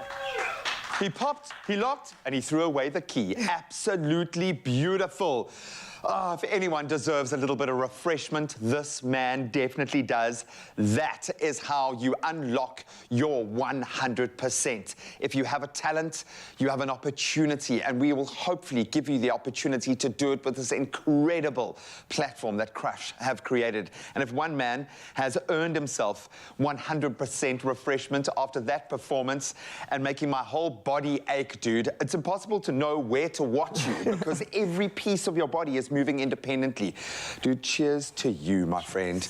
That was insane. Thank you so, so much for inspiring us to go after our 100%. Hopefully, it's inspired you. Goosebumps, bro. That is how you perform this morning. We've both earned ourselves a little 100% refreshment. Here's to you and to all the dreamers out there going after their 100%. Hopefully, this has inspired you as much as me. Cheers. Well done, bro. That was great, dude. Well done. Switch to Red on SA's leading network and save up to 10,000 Rand when you trade in. Get the new Samsung Z Flip 4 on a 600-minute Red Cormo voice plan for 1,439 Rand per month over 24 months.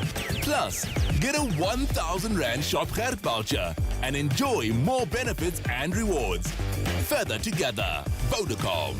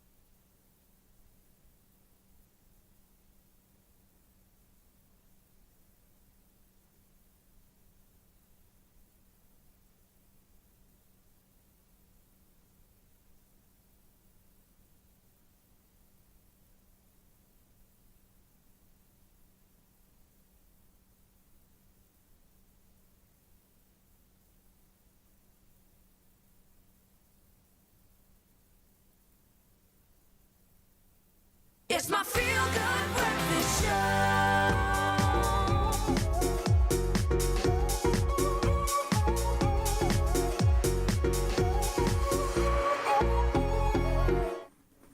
Welcome back to your Feel Good Breakfast Show, and of course, the culinary hotline bling!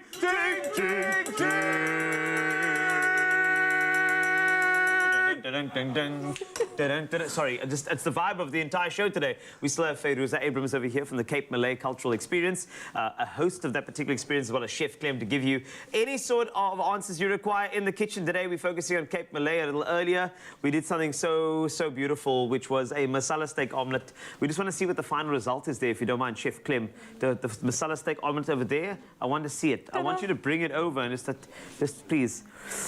It's gorgeous, it's perfect, and it can be kept apparently for a week, but will never will, because It'll never last. It'll never last. It basically makes you less. It does, absolutely. I'm going to pop it over here for a second. It is so good. Everybody in the studio has said, that's mine, that's mine, that's mine. You're wrong. Is it yours? It's mine. We're looking for the pan. I will go find it. Okay, well, this is how it goes. Also, you know what? We got a couple of voice notes. Yeah. I think it's important to share those. So if you want to say anything, 0634088863. Do we have any voice notes for now? Let's take a listen. A very good morning to my Expresso family. The Malay food that I really like is the biryani, acne and tendon food. Thank you so much, Austin Harbour Gardens. Bye. Ooh, and then Ridwan, you have something to say as well. I love that acne. Assalamu alaikum. Hope you all well. So yeah, my favorite dish or favorite Cape Malay dish, there's a few. So if we start with the sweet, it would be malva pudding with some nice warm custard. And then not forgetting the Sunday koesister every Sunday. Even though I'm in Dubai, I still have it on a Sunday. Then it's either the nice biryani or a nice acne. Yeah, so that's a few of my favorite dishes. In Dubai. I feel like you should have finished that. Those are a few of my favorite things. Because the way the malva pudding and the custard came into play there, I went to Sunday. I'm actually in Sunday now. I'm Sunday mode. And you're doing desserts? And now we're doing some desserts. Yes. So, Feruza, of course, you've got a dessert that is apparently the kryptonite in the home with regard to the kids.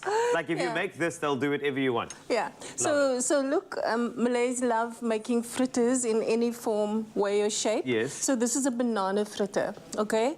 I have a brother, and I hope he's watching, that absolutely loves this, because I once left a plate of, like, banana fritters and it was gone in 10 seconds. This is the fritter culture. So basically you want to make a little dough like this. Yeah. And it's really just all-purpose flour, butter, your sugar, your salt. It's basically like a scone dough mix. A little bit of baking powder, extra vuma, vanilla. It's very, and then just one egg. Okay, the vuma of the vuma. Yeah.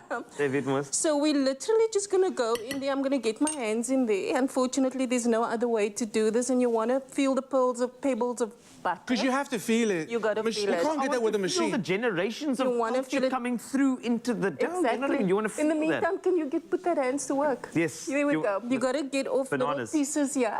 How many? Peel the banana. How would you like them chopped, chef? And then you're going to cut them in just little slices, as if though you're eating it off the knife. And then it goes into a piece of dough that you've rolled out, like an empanada.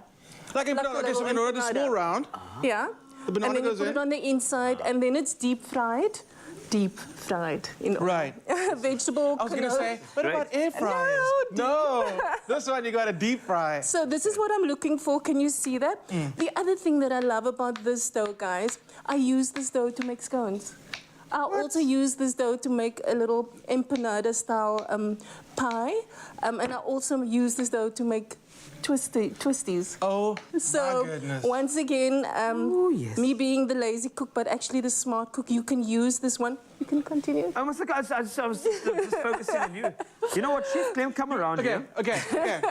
And I want you to, because the thing is, you were standing idling there. Yeah. Okay, and the thing is, you know, in any person's kitchen, if you're standing idling, waiting for food, standing there to work, so you either take the pen out or you do the dishes. This so let's is what go. you want. Have a look. Like that. And then a little bit of buttermilk is going to go in. Ooh. And a little bit of milk. Yes. And we're going to get to that consistency that Chef Clem is working with. I'm ready. And show me. That's it. And then our oil is, and how do you know the oil is hot enough? You should be able to hold your lovely hand over it like that. And that's how you know it's hot enough. Once again, we're not even using a thermometer. If you can't hold your hand there, the oil's too hot. Because you don't want it to be cooked on the outside, raw on the inside. And then all we need to do is get a little simple syrup here, equal parts sugar and water. Yeah. And the fried product is going to go into that, and it gives it that lovely glossy. And the gloss, gloss makes it perfect. really special, doesn't it? Yeah, I just use a One little. slice? One is perfect. I just use a little bit of egg wash around it. and then close the little ball and just squeeze off all the little excess, and then plonk it in the oil. Okay, There's lots of plonking in Malay cooking. Plonking, No, but flowing, plonking, squishing. but I could plonking the hands, everything. It's all about the Everything. culture. It's all It's all about about making sure that you're getting the entire family involved as well. Exactly. The fam can do this, and I think this is the special thing about food. Food brings you together. Cooking with your senses. See. Yes. I'm gonna go drop this one and come right back and roll another one. Thank you. Look at you go. You're such a good person. So you hold your hand, you gotta feel the heat? Yeah. Okay. And then I think we just need to put that heat on again. It could have possibly a little higher. There we go. There we go. Okay. So warm enough. You're going to plonk it in, and it's going to fry. It's plonking well. It's plonking There well. we go. I'm back. Exactly I'm back. right. Are you good there? I'm good, brother. I'm good. Okay, so Do my this thing. dough, we got the leavening agent in there, which is the baking powder, you Baking said? powder. But so I can't make it ahead of time, or can I? You absolutely can. Oh, amazing. You can make Okay. it. You can freeze it. You can freeze the dough.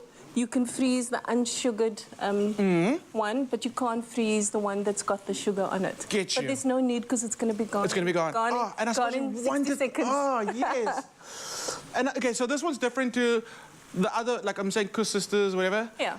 Could we still put toasted coconut on it, or we're going to keep this one nice and plain? Plain. Keep it nice and plain? Yeah. I like that. I don't like to mess with it. It's amazing as it is. And koesisters unique. Exactly. Nobody messes with Exactly. that. How do you feel about the new chefs that are coming out there and taking traditional recipes and then kind of putting their own spin? Is there a level to where you stop? Yeah. So I think I'm one of those people that love adding a little bit of flavor to it, but I want to stay true to the flavors, the heritage. I don't really mind if it looks differently. But for me, I love the Cape Malay flavors. You know, the concept of a fritter, of a fried item is a must. And this is something that during the month of Ramadan, we eat this every day. And you can also substitute the apple with pear, with peaches, with really just about anything. Every day. And once Express again, yourself, man. I said you can put minced curry in here as well, in this dough. You can make a little curry pocket out of it. So this dough is very forgiving, very versatile. That looks absolutely amazing. This recipe is going to be in my back pocket. I've actually done one forever. bola as well. So wanna look put here. your bola in? I would love to put the bola in. And while I put the bola in, remember, if you want to get all of these recipe items as well as the method, go to expressoshow.com. We are going to bola lekker over here with banana fritters. Here we go. But try yours and make sure that you just enjoy what is going to be So I'm a simply celebration going on the to- show today. And Fairuza, you have been amazing. Thank you so much for Thank you joining us so here today much. and for all these great recipes. Remember, expressoshow.com. Go grab yours. Well, I'll tell you what, from the delicious to the very energetic, the news that since the pandemic, January 2023 will see the return of the celebrations of the Cape Minstrel Festival and the Tweede Nuwe Jaar. We just had to get the best of the best, the Pennsylvanians Minstrel Club, in our studio, and they're about to perform one of their original PSV songs titled One Up. Let's go.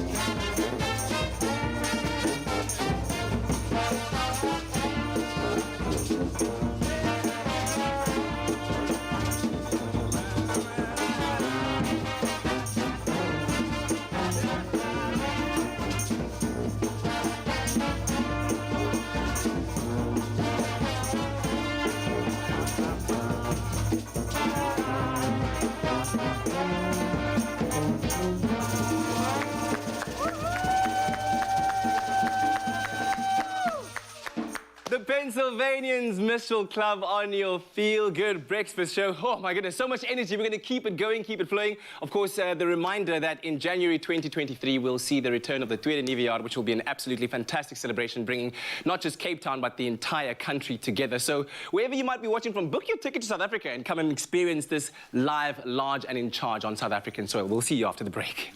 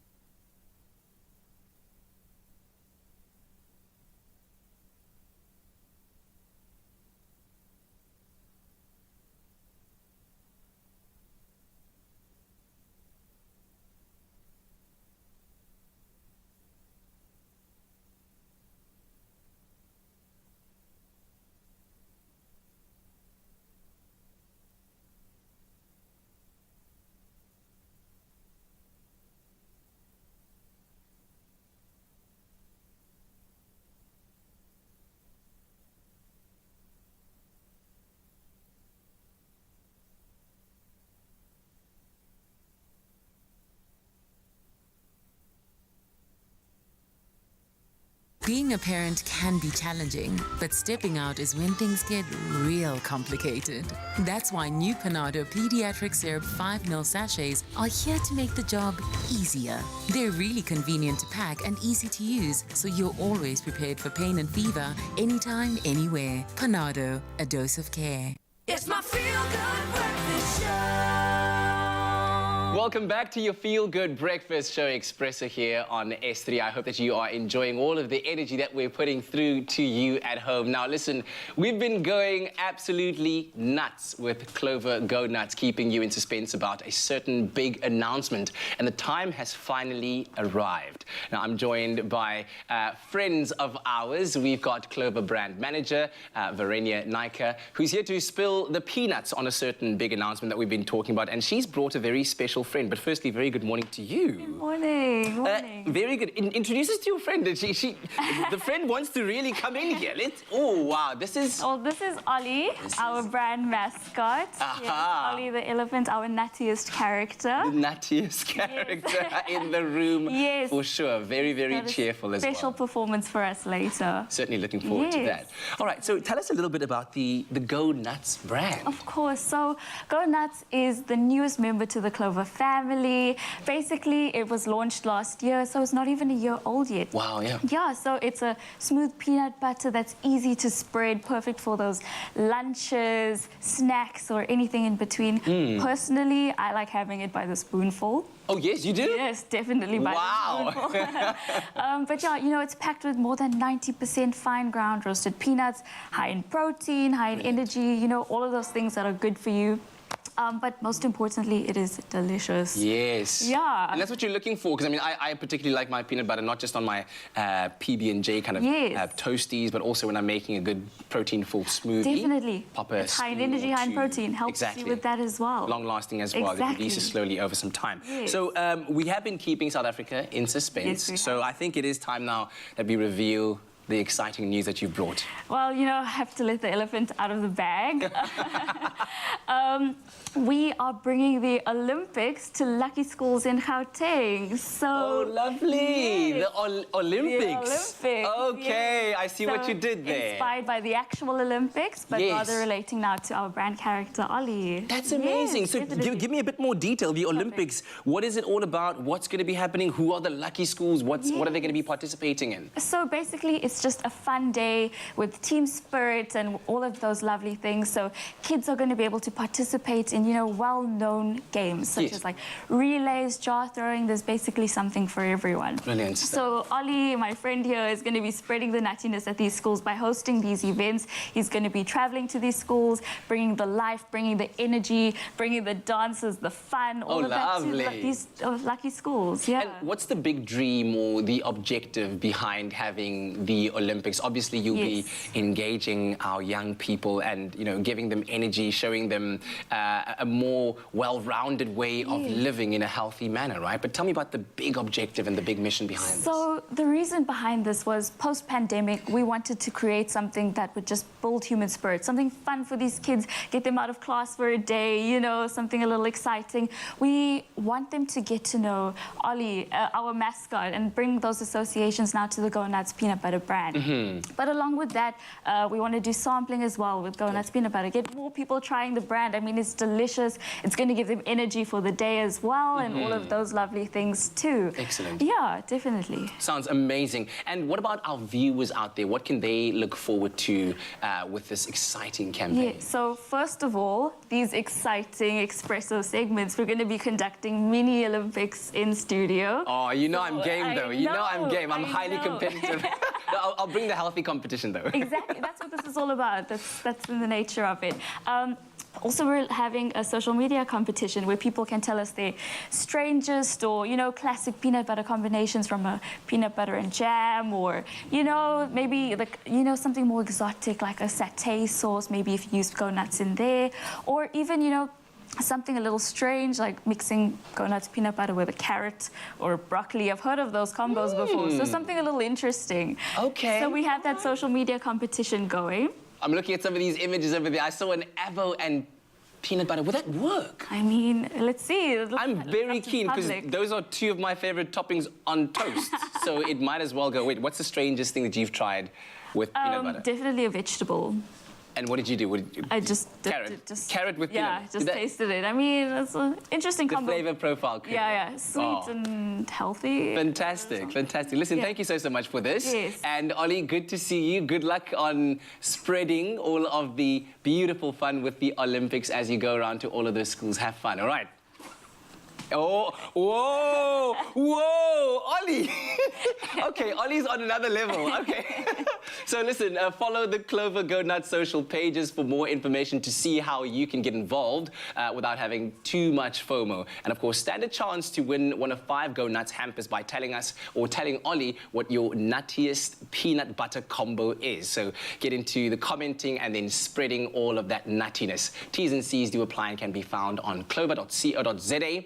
And now to address the elephant in the room. Ollie, you gonna do something special for us? Oh, look at that. Yes. Yes. Hey! Ollie's got the moves. Ollie's got the moves. That's that energy. That's that peanut butter energy. The peanut butter giving him all the energy, definitely. It's not working. I've got an idea. our slice, use bread, Ollie. This will get us going. 1, 2. Go Nuts peanut butter. Nuttiness you'll never forget. Made with love by Clover. Oh, well, you know, here on your Feel Good Breakfast show, we are so passionate about our animals and their well-being. And Graham is about to sit down to take a look and have a conversation about some of the common illnesses found in pets. We never want to think of our pets falling ill, but there are common illnesses that both our dogs and our cats are very susceptible to, which on the bright side makes it easier for us to spot and treat. And we're going to try to look at the positive this morning. And this morning we welcome back Royal Canon's resident veterinarian and our good friend of the show, Dr. Debbie Bain, to unpack the various health issues. I kind of think of you as my free private vet now, so I don't know what you would normally charge by the hour, but please don't bill me. Debbie, great to have you back here, and people are loving these conversations, so I want to continue delving into these vital points that I think many of us often miss as pet owners. Let's start with the most common health issues that affect dogs and cats. Is there a roadmap of the ones that you normally encounter in your world? Yeah, absolutely. So we have, I suppose we could broadly split them into preventative diseases and then ultimately diseases that happen along the way. So, and that's why it's so important for us to be vaccinating, right? To prevent certain diseases like parvo and distemper. We deworm our animals. We should be deworming them every 3 months or so, obviously to prevent intestinal worms and anemia and stuff like that. And tick and flea control, I can't stress the importance, because biliary and tick bite fever and the knock-on effect can be devastating. It really can be. And you know, the problem is that you don't know how your animal is going to react until they're in that situation. And then we've obviously got diseases that we can't necessarily prevent. So a really big one that we see on a day-to-day basis in veterinary clinic is gastrointestinal disorders. And that can be as simple as, we actually term it garbage disease, where they've eaten something. A chicken bone. Bones are a disaster. It basically just needs to work its way out of their system. It could be pancreatitis that would then need lifelong management, and they can present in very similar ways. So obviously getting the diagnosis from your vet is of utmost importance. Another common thing that we see in veterinary practice on a day-to-day basis is skin issues. Skin issues are a tough one because it can be very difficult to get to the correct diagnosis. It's frustrating for the animal and it's frustrating for the owner because it does take time. But it's definitely worth working through that and getting to the correct answer so that you can actually treat it and manage it properly to give your animal the best quality of life. Nearly half of our dogs and cats across the world are overweight or obese. And the thing is that it has such a knock-on effect on their health. It affects their joints, it affects their heart, it affects their ability to process inflammation, glucose, like humans. Yeah. Absolutely, absolutely. There's nothing stopping you from taking your dog into the vet, popping it on the scale, checking out that it's okay. And a lot of vets actually run weight loss clinics for their animals. And unfortunately, the vast majority of pet owners out there don't know that their pets are overweight. So it's worth having a reality check. All of this being said, how do we prevent illness? How do we give our dogs and our cats the best shot at staying healthy with those conditions that we can prevent? Well, that's where basically your vaccination, deworming, tick and flea control all come into play. And there's many different options and schedules that are available, especially when it comes to tick and flea control. You've got products that you can use on a monthly basis, products that last for 3 months. You know, it all depends on the lifestyle that your dog leads. Does it swim? Is it in the veld a lot? Or is it in a concrete area? Those factors all make a big difference. And obviously, feeding them a complete and balanced diet is one of the ways in which we can try and ensure that they maintain a healthy lifestyle. And especially in that kind of developing those younger bodies, as you've said, that nutrition is vital, that they get the right balance and mix of nutrients as well. It's not just about giving them calcium, but how do they absorb and get that calcium? I love that. So what I'm loving the most about this journey that I'm walking with your team is the fact that your food gets used as a treatment. When the nutrition is so good that vets are actually prescribing it, that's mind-blowing. And you've got a whole range of specifically formulated foods for diagnosed health conditions. Can you just very briefly walk us through some of those? So our prescription range it's very, very large, which is also So only vets can actually prescribe our diets. So this isn't something that you could walk into a pet shop and be able to pick up off the counter. You have to go to your veterinarian for it. And the reason being is because they are very specific to certain conditions. And the vet needs to make that diagnosis in order to prescribe the best food or the best nutritional solution for that animal and its problem. I mean, we've got diets for animals with cardiac disease. We've got liquid diets for animals that need to be tube fed. We don't have 50 years of scientific knowledge to lean on as consumers. We don't have years of study as a veterinarian, as a scientist yourself. How do we know that something is wrong? What are those major red flags that something could be wrong with our pet? Look, big red flags is change in behavior. That's one of the biggest things.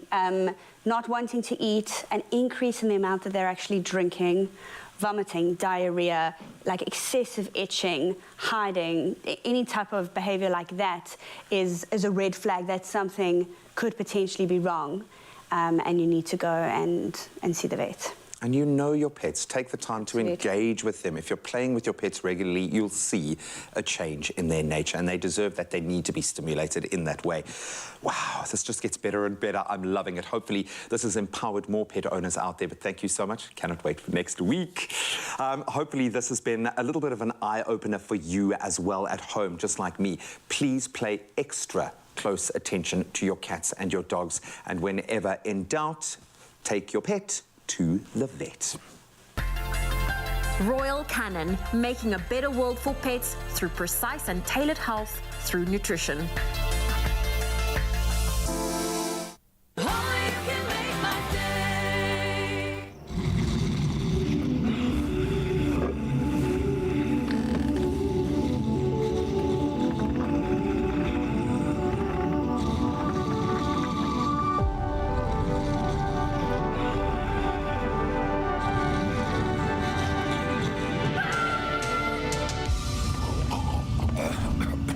Defeat your mucus monster, Mucofizz. Loosen mucus and phlegm for clearer airways. Brought to you by Pharmadynamics.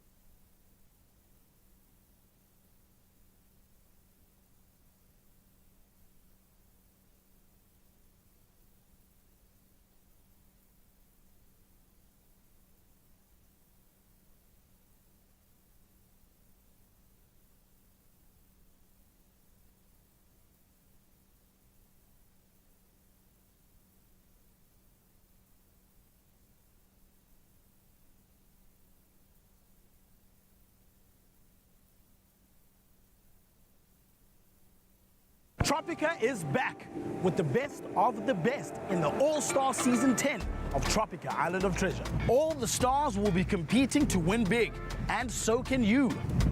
Simply buy a Tropica promo pack, follow the details, and enter for a chance to win your share of thousands of smooth prizes. The more you buy, the more chances you stand to win. Catch the All-Star Season of Tropica Island of Treasure on Saturdays at 6:30 on SABC3. Tropica, nothing smoother. It's my feel-good breakfast show. Welcome back to your Feel Good Breakfast Show. This is Expresso. You're live at S3, and it's time for the Pennsylvanians, the Minstrels Club, to make sure that you get yourself a performance that is going to just lift you this morning. So here it comes. Daar kom jy Alabama. Stick out your bangdok. Here we go.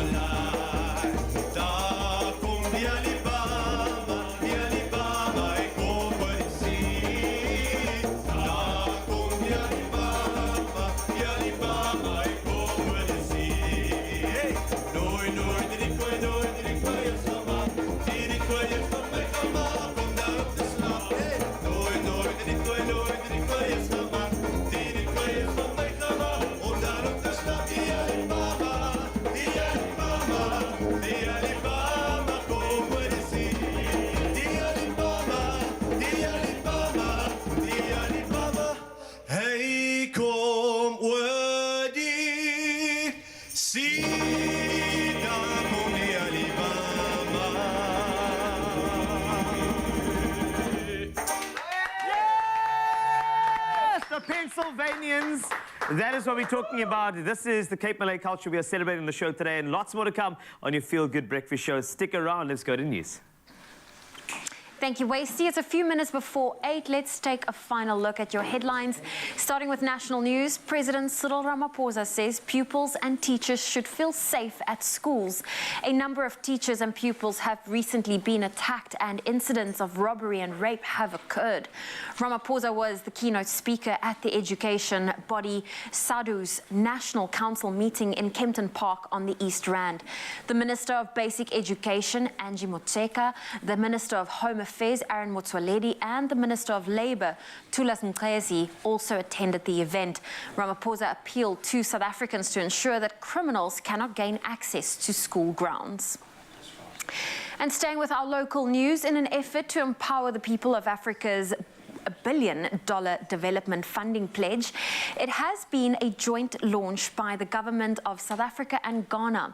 The African Prosperity Fund aims to support projects that include women and youth education, healthcare, technology and sustainability across the continent.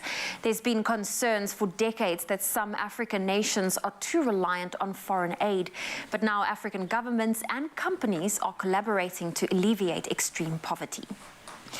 Moving to news abroad, Kenya has authorized the cultivation and importation of genetically modified crops and animal feeds.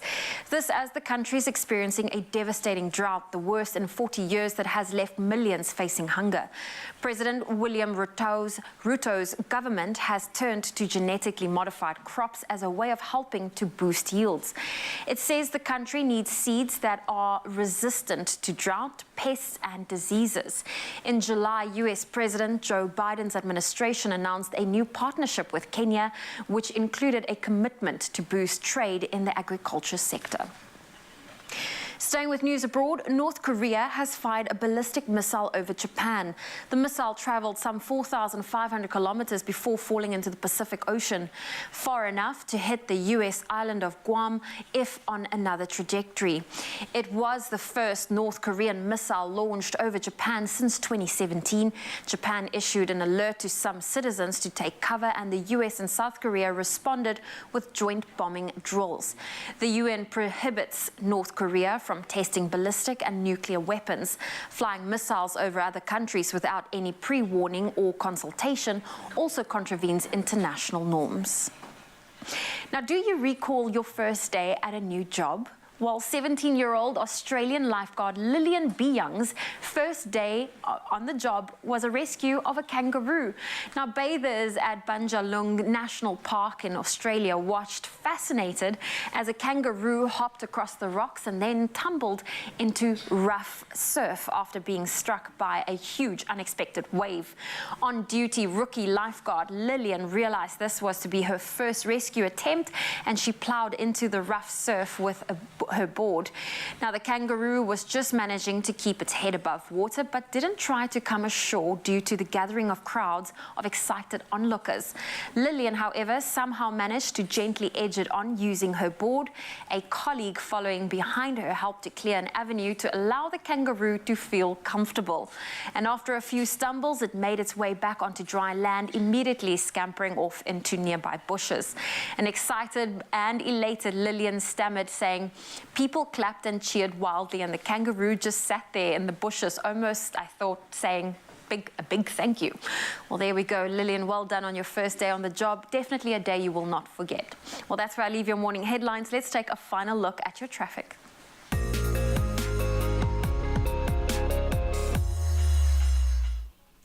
Thank you very much, Zoe. Taking a look at what's happening out on your roads. Out in Buccleuch in Johannesburg, there's an accident on the N1 southbound before the Buccleuch interchange. One lane is closed.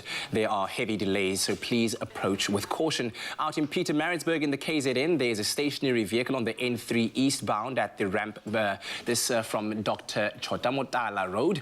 The right shoulder has been closed, so please do drive carefully. For the rest of the country, things are looking pretty splendid this morning, so good luck to you while you make your way. But now let's take one last look at your weather.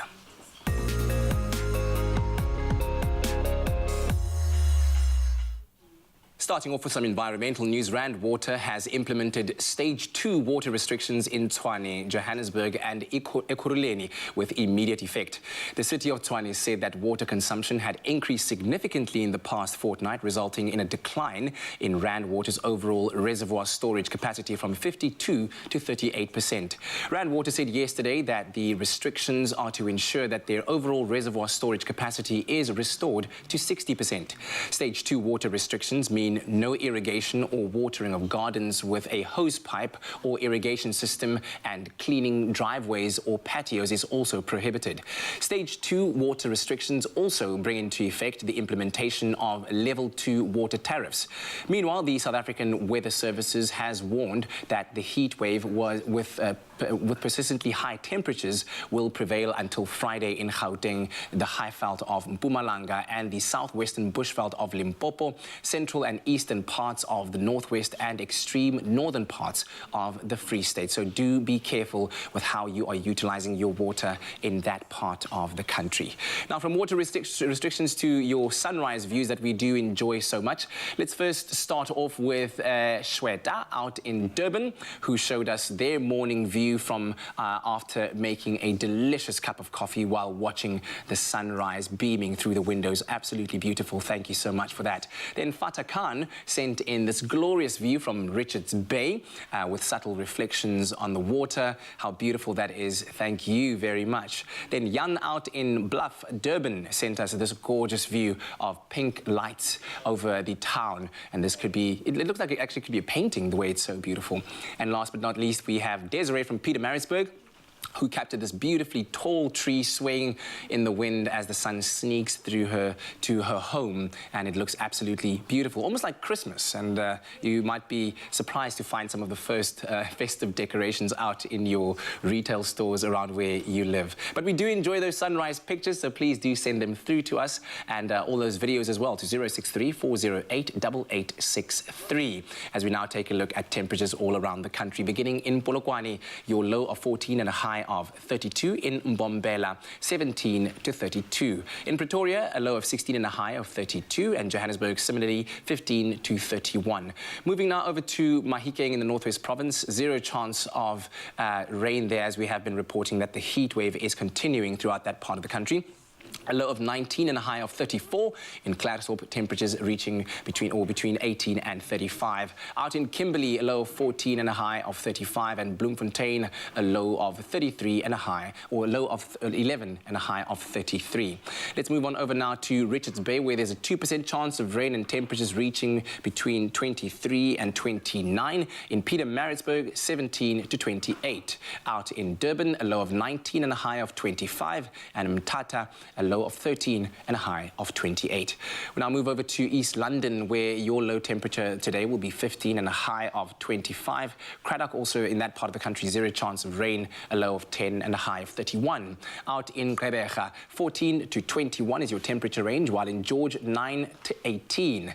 Out in Cape Town, 1% chance of rain in the mother city with a low of 12 and a high of 18.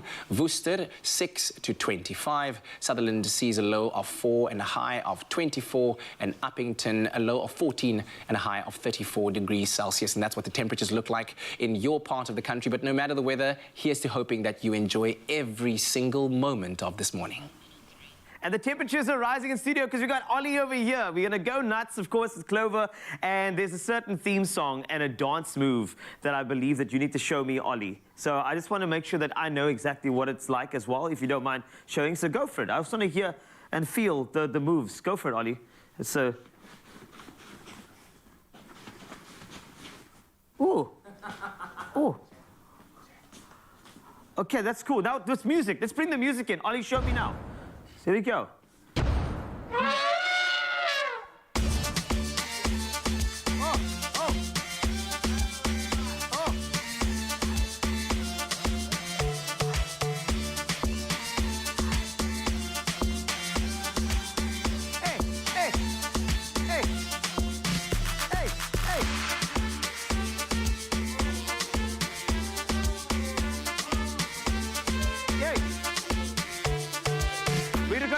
You can stick with us in your Feel Good Breakfast Show. Here we go.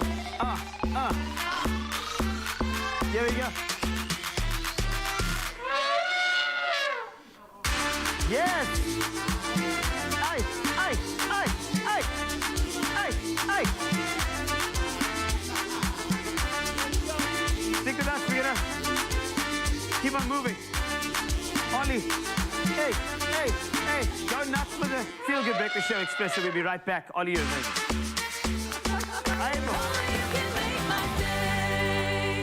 This week on Tropica Island of Treasure All-Stars, the contestants will be competing in their final elimination round in South Africa with the most grueling quiz of their lives. It's all smooth.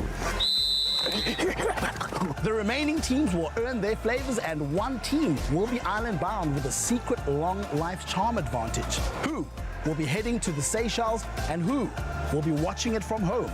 That's Tropica Island of Treasure All-Stars this Saturday at 6:30 only on S3.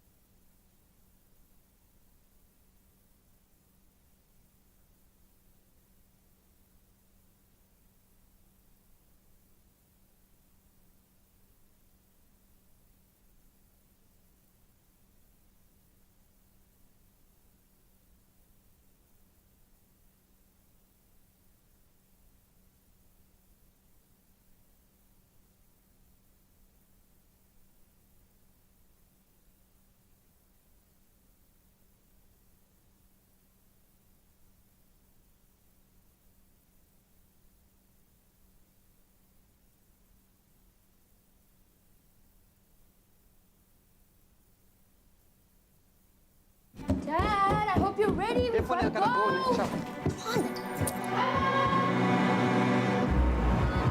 Guys! Okay, guys, come on, come on.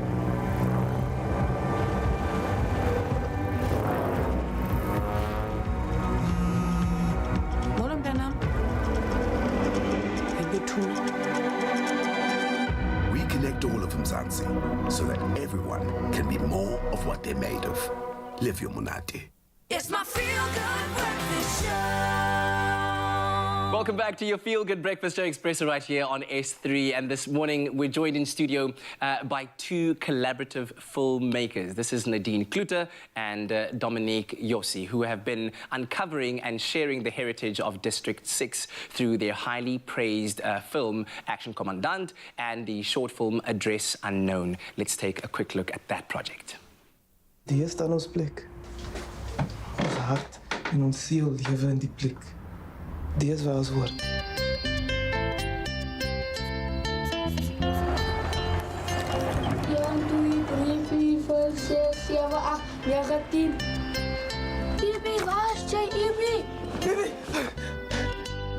Eendag gaan ek nog uitvind waar hy woon. Joey, moet nie dom wees nie, man. Dis nog nie my tyd hier net sien.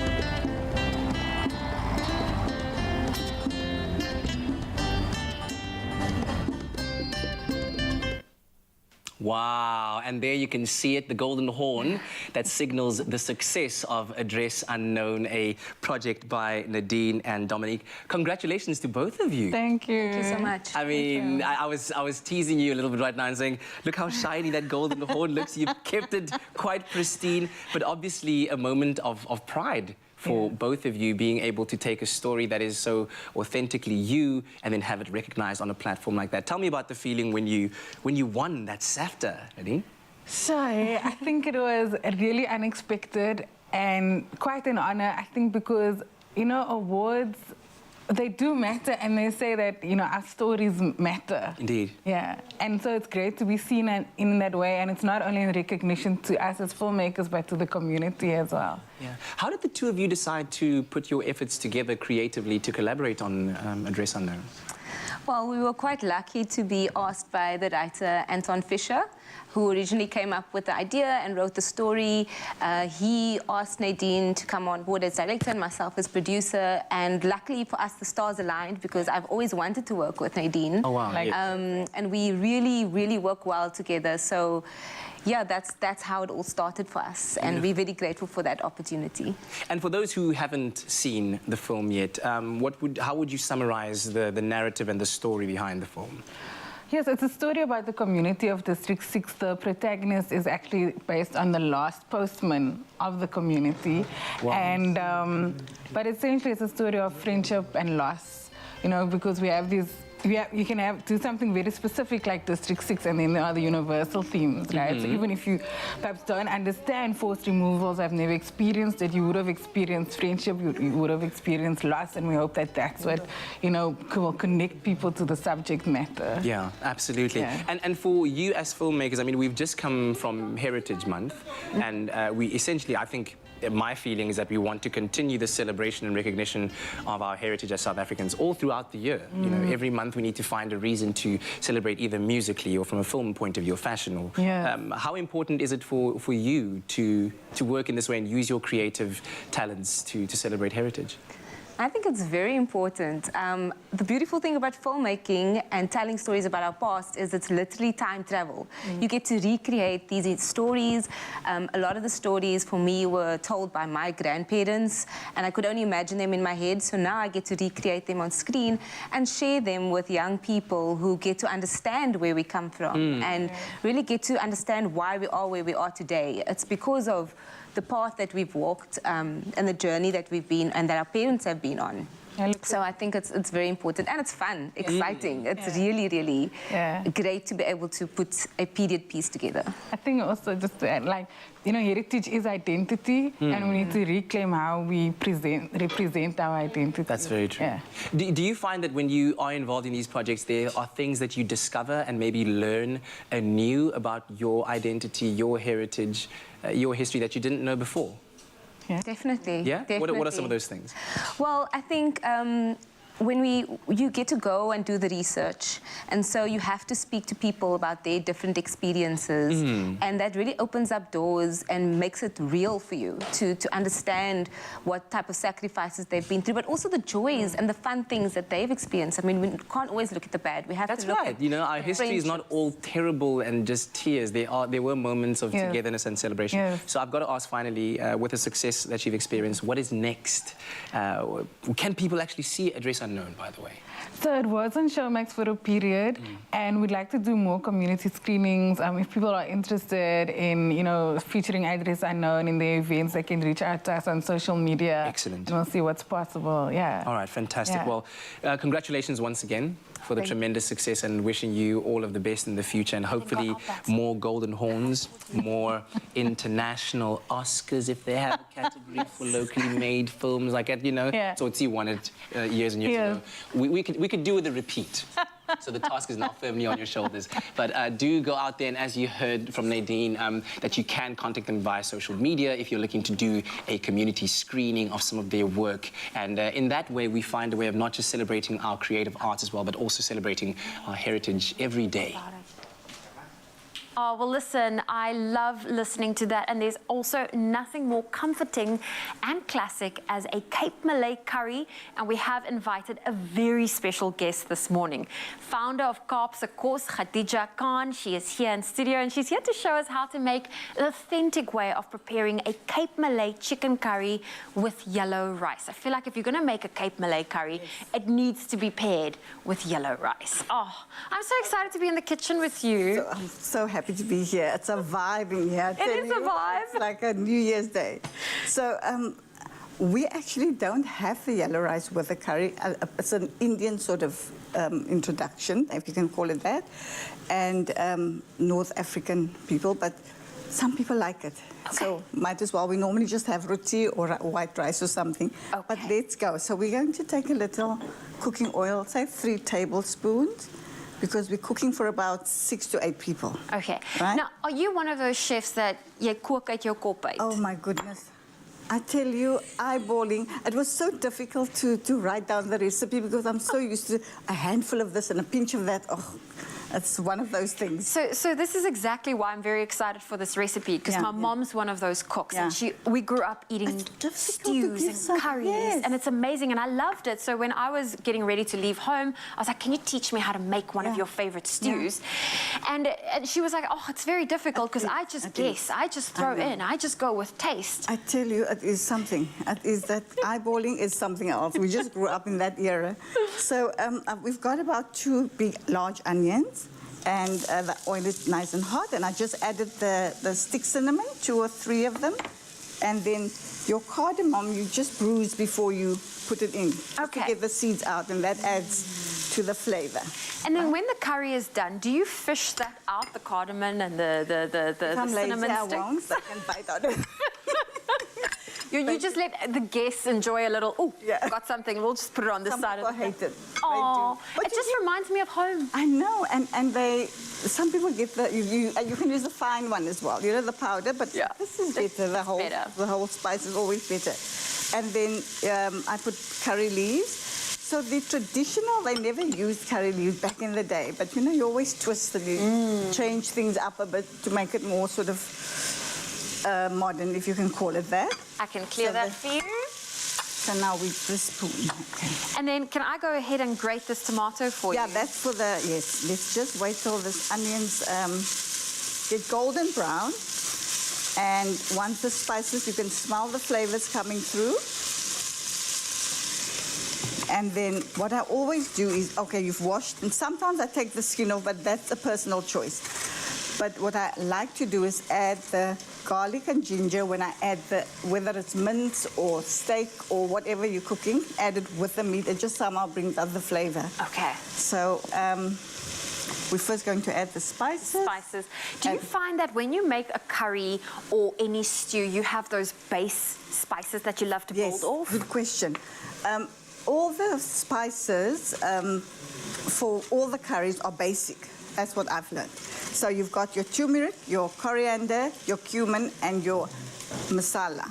Either a red masala or a leaf masala, or you can use chili powder, or a roast masala, the ones that they have in the boxes and stuff. So you can use, that's the base, and then you can change it up. Like if you do meat, you cook, you take barishap or fennel, they call it as well, because that's a sweet spice. So you can add that if you cook meat. Oh, all right, so let's add the spices. So this is about ½ teaspoon of turmeric. Well, we've got the whole recipe for you, so you can simply head on over to our website, expressoshow.com. If you're loving what Khadija is doing and you're also worrying, oh, I need to write down every ingredient, we've got this recipe mapped out for you. It's available on our website, expressoshow.com. Look at all those spices. I'm loving the fragrance coming through. So this is the coriander, or coriander. Coriander. Yeah, and cumin, jeera, and the... oh, now we're going to put the chicken. Oh. And then the, what was the other spice? Oh, we obviously wash our chicken first, and then we add our chicken pieces, and a little bit of water. And then when it comes to rice, I still feel like I'm one of those individuals that can easily burn rice.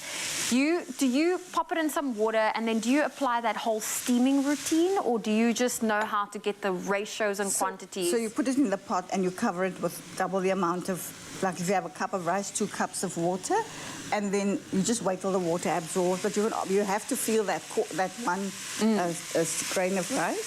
So I've got the garlic and the ginger. And then from there, I rinse it before. So then you just strain it, and you can either put it in a strainer and steam it, or you can just leave it in the pot. Okay. But then you have to watch it, but I like to add a bit of butter. A little bit of butter. Butter makes everything better. Oh, fantastic. Now, Khadija, this is one of those recipes I feel like we need the whole show to do and prepare. And it's smelling so good. But if you had to quickly talk me through these steps to just finish off our delicious curry on a visual aspect, you would then add your butter. Would you add a little bit of... do you add the butter to the curry? No, to your rice. About the rice, yes. To the rice. Okay, yes. so you add a little bit of butter to the rice. But you first add your stick cinnamon, your cardamom, and that's for color. But and a pinch of pepper. You know, with turmeric, you always add your pinch of pepper for the absorption, helps absorption. And then the butter, the coconut, and the sugar goes after. Okay. So that's sugar is to taste, sort of. Okay. Not too sweet or anything. And obviously the salt. So I do a level teaspoon per cup, but it's also, like you say, to taste. So for the chicken, just to finish it off, the garlic and ginger went in.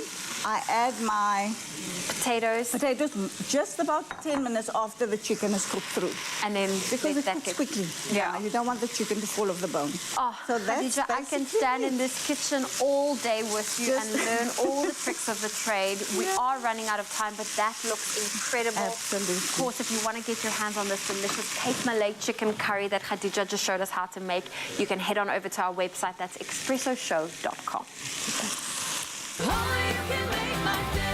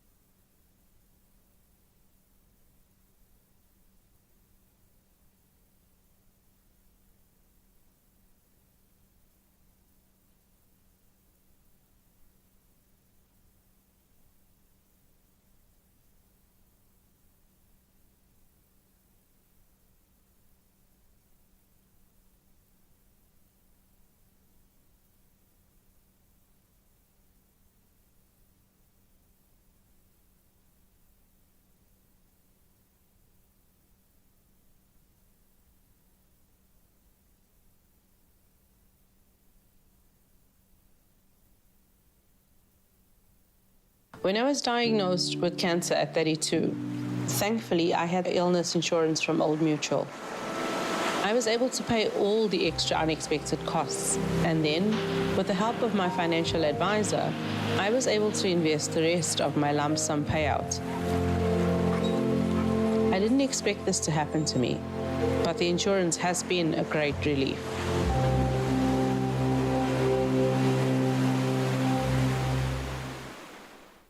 It's my feel-good breakfast show. welcome back to your Feel Good Breakfast Show. This is Expresso, and as you know, on Wednesdays, we're all about food on your Feel Good Breakfast Show. Absolutely. So King David's School in Linksfield set out to achieve a Guinness World Record for the most sandwiches made in 1 hour with the help of Albany bread, Cross and Blackwell, and Clover cheese. Now, their target is actually a staggering 65,000 sandwiches in order to break the current world record of 57,662 held by Tango Tab in Arlington, Texas, USA. Yeah. Do you think they did it? Do you think they did it? Let's take a look at how it went down.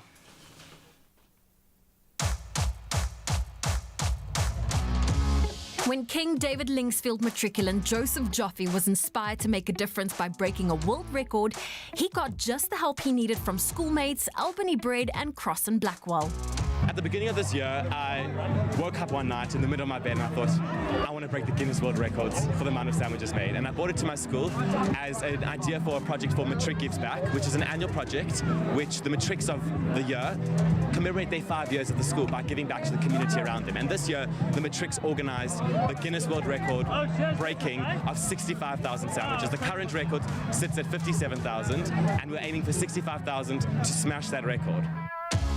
3, 2, 1, let's go!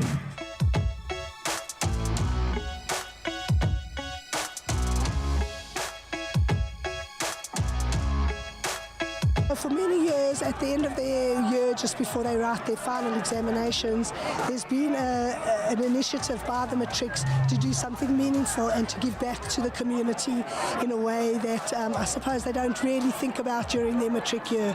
So this has been always an ongoing initiative, but certainly this one is the biggest we've ever done.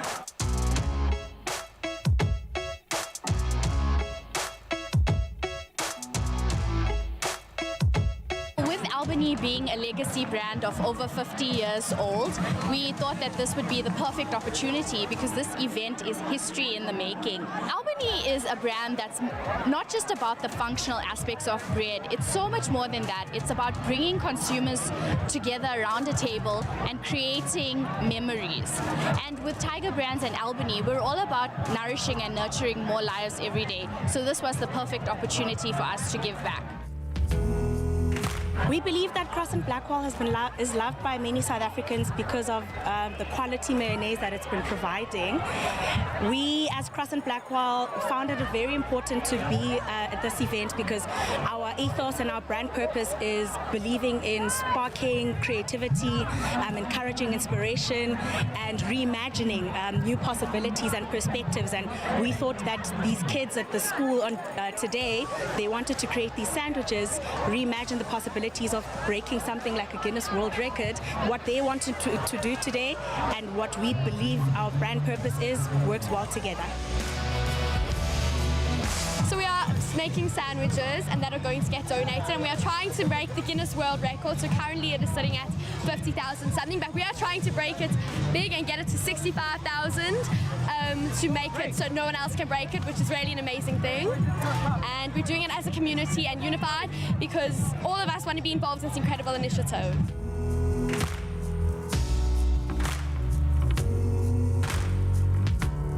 Folks, I want at least 1,000. Runners! Mayo! Come on! Mayo! So Cross and Blackwell Mild and Creamy is our new innovation. It is still rich, creamy and thick, but it is sweeter, it has a low tanginess, and it's perfect for a sandwich. And it's perfect for kids, hence then it's the perfect selection in our range to be at such an event. So brown bread is high in fiber. What that means is it's good for your gut health, so it keeps you regular. It also keeps your tummy fuller for longer, and it's a product that is actually essential to a healthy body and a strong immune system, especially when it comes to nutrition that's required for early childhood development. Carbs have a place in your diet. A balanced eating, it's all about balanced eating. So yes, you must have your 3 to 5 veg a day and you will get some fiber from that, but high fiber carbs is where you're really going to get the bulk of your fiber. And as a child or an adult, you're looking at between 20 and 25 grams a day. Now one sandwich will give you already 25% of that quotient. And it's so easy your kids can make it. They should be making their own school lunches every day. So Eat Well, Live Well is all about helping people people to make healthy eating choices. And to this extent, we've designed these nutrition guidebooks. So there's one on portion control. You can print them out, stick them up on your fridge so that everyone in the family knows what is the correct portion, what should their healthy plate look like. Today, it's a huge thing for them to invite us to come up on behalf of our distinct outreach. I'd like to thank these three companies, Cross and Blackwell, Albany Bakery, together with King David. We really appreciate your efforts, your honesty and integrity for supporting and taking that effort for working with us. We really appreciate that. We, on behalf of our outreach, we really want to say we thank you at all times on everything it takes. 65,959 sandwiches in an hour donated to 86 different charities. Bravo, King David Linksfield, to Albany for their superior healthy brown bread, and Cross and Blackwell for South Africa's much-loved mild and creamy mayonnaise. That is one tasty, nutritious and tummy-filling world record. I love that. Congratulations. A delicious world record indeed. And yes, they smashed it. Yes, they did. 69,595. Wowza. And also 86 charities will be supported by all those sandwiches as well, so that food will not go to waste. It's going to a great cause. So well done to that incredible school. More of those, eh? Yeah. Every day. How about it, South Africa? Well done, and congratulations also to Albany and Cross and Blackwell. Thank you for looking after the community. Oh, well, listen, something that goes hand in hand with sandwiches is obviously a picnic. And nothing says be spontaneous and live in the moment more than the word picnic. And there's just something about being outdoors, sitting on a blanket and enjoying the best of summer. And here to show us how to enjoy a true summer picnic in quality as well as in style is blogger and stylist Megan Pedro. I'm loving this. I'm here for picnics. That for me on a weekend is such a fun, spontaneous thing to do. Me too. Oh my gosh, I absolutely love picnic season, and it's here. Oh, it is here. So before we get into the beautiful decor and essentials that we need, what's your favorite thing about a picnic? Oh, I'm going to be a little bit soppy here. So Clem and my first date was a picnic. And I think it gives us such good vibes. We're two students on a very windy Cape Town day. He kind of rethought the whole thing of like picnic in the park, and we had a picnic in his living room. We had crayfish rolls and some milkshakes, and 11 years later. Yeah, so this is a good memory. Listen, I'm just impressed that you were students and there was crayfish. Like, what kind of a student was he? Well, I said yes. You did. Oh, you know what? That's the cool thing about a picnic. You can take it outdoors and you can even have it in your lounge. Of course, if you want to keep the kids entertained, it is school holidays now, and perhaps, you know, the table thing's not working. Put a picnic blanket down. Completely. The best part about it as well, you can totally pop it in the boot of your car. A boot picnic is so underrated. And it's great. You can have it anywhere. And I mean, if you look at about Cape Town, so many great spots to park around. Anywhere really is a great space, as long as it's safe.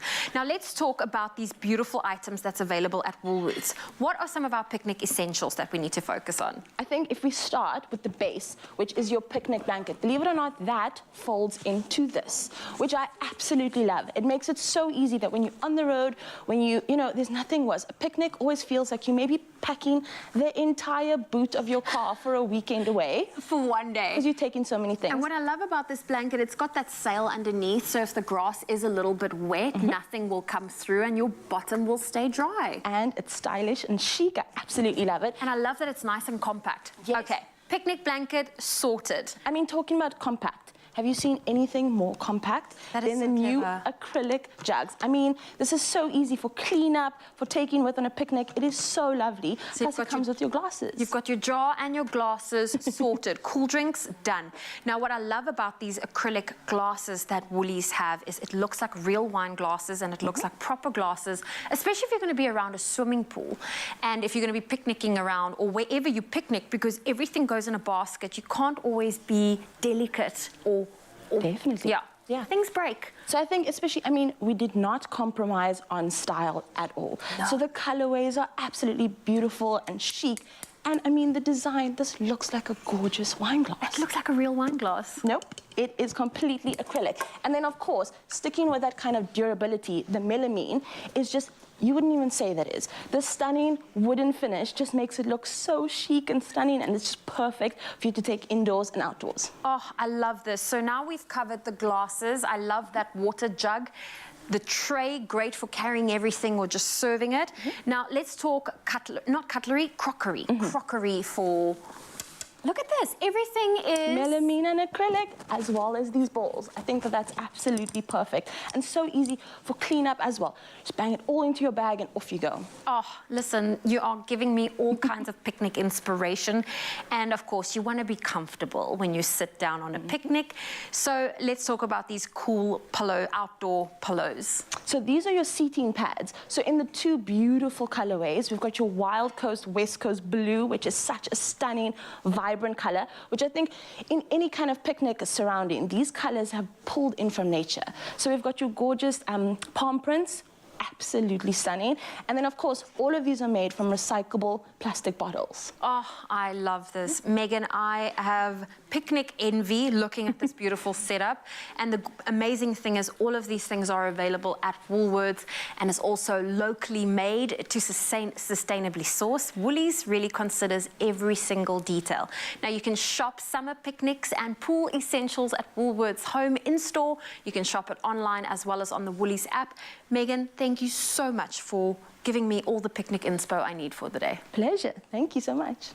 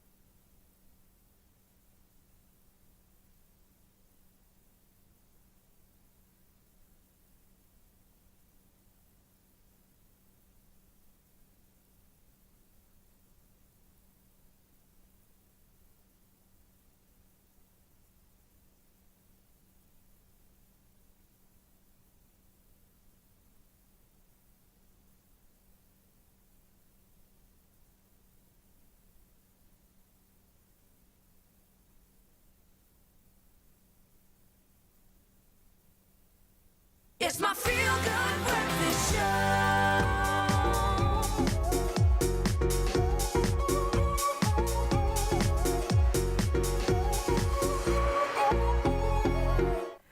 I know we gave you 2 segments of this earlier, but I want to give you another one. It's another round of the Culinary Hotline Bling. As you know, it's Cape Malay theme today, and we could not do this without. In fact, yes, I added this in because I had to.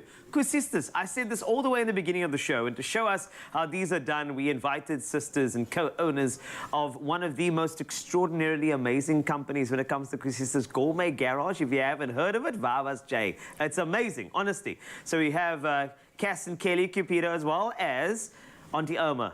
All right, is going to be showing you exactly how this works. Now, when it comes to Sundays in the Cape and beyond, thousands of koesisters have to go to homes. Otherwise, those homes become volatile and people don't like being there anymore. A koesister helps you be a home person. So we have these lovely ladies here who give us a little recipe. And here's the thing. They can't show you what's in the recipe, but they'll give you some tips today. 063-408-8863 if you have any questions. Ladies, welcome to our kitchen. But wait, Chef Clem. but wait, I just saw another fresh plate coming out. I'm gonna let you do your thing. I'm gonna actually. Are you leaving us? Eat some koesisters. You guys, no, you guys are okay. Oh, yeah. You know, this is what happens, right? Chef Clem saw that there was already a batch made. We were going to use it for this, but now we can't anymore. That's fine. Don't worry about it. Okay, now let's do this. Ladies, first of all, welcome to your Feel Good Breakfast Show. Thank you. Thank you for obliging and saying yes to my request for koesisters. Where do we start? Where does it all begin? Cass, you can take us away. It actually starts with my mom. Really? She's Auntie Irma? Auntie Irma. She's the one that makes the koesisters. Auntie Irma, number 1 is you are looking fabulous this morning. Thank you. Number 2 is I want to say thank you because I know these are I've tasted these koesisters before, and I'm ready for you. So I'm going to start with you over here. There's a bowl of goodness here. There's some flour. How do we start the process? Must I make it? I would love for you to make one. Just in front of me. Don't tell me what's in there just yet. You can give me that recipe via WhatsApp later. I will do so. Thank you. That'll be great. So now we've got this. So what have we've got this dough. The dough, ready-made dough already with the secret ingredients inside. The secrets. The secrets. I know love is one. Love has got to be Love definitely one. Okay. And now we're going to make these. And this is why I want to watch how these are made, because this is the best way to actually understand how good this is. And look at this. The precision that happens through here, Auntie Irma, is just wonderful. We just make a few. And you just roll them up like that, Just like that. She's so quick, eh? And I can and I see. just give it a twist and pinch. And I put it on the plate. Then it will rise.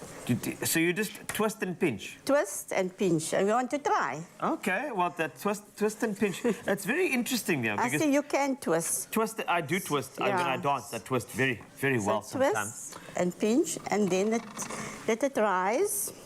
Okay, so they're gonna. So there's yeast in here, so obviously it's still going to be rising as you're making we normally cover it now in winter. Okay. It takes quite a while, not so long, but you just cover it. I'm actually making it a bit big, but... And so while we do this, this is going to rise, and then we get to a point where this will be ready and risen. For Kelly's section on the far side, eh? For Kelly or Cassandra to fry, and we always fry at the right temperature. When you say right temperature, can you reveal that? Or that's that is like 140 degrees. 140? 140 degrees. That means that if it's not that 140 degrees, then the oil will drain in the koesister. You see? Oh, that makes sense. So, yeah.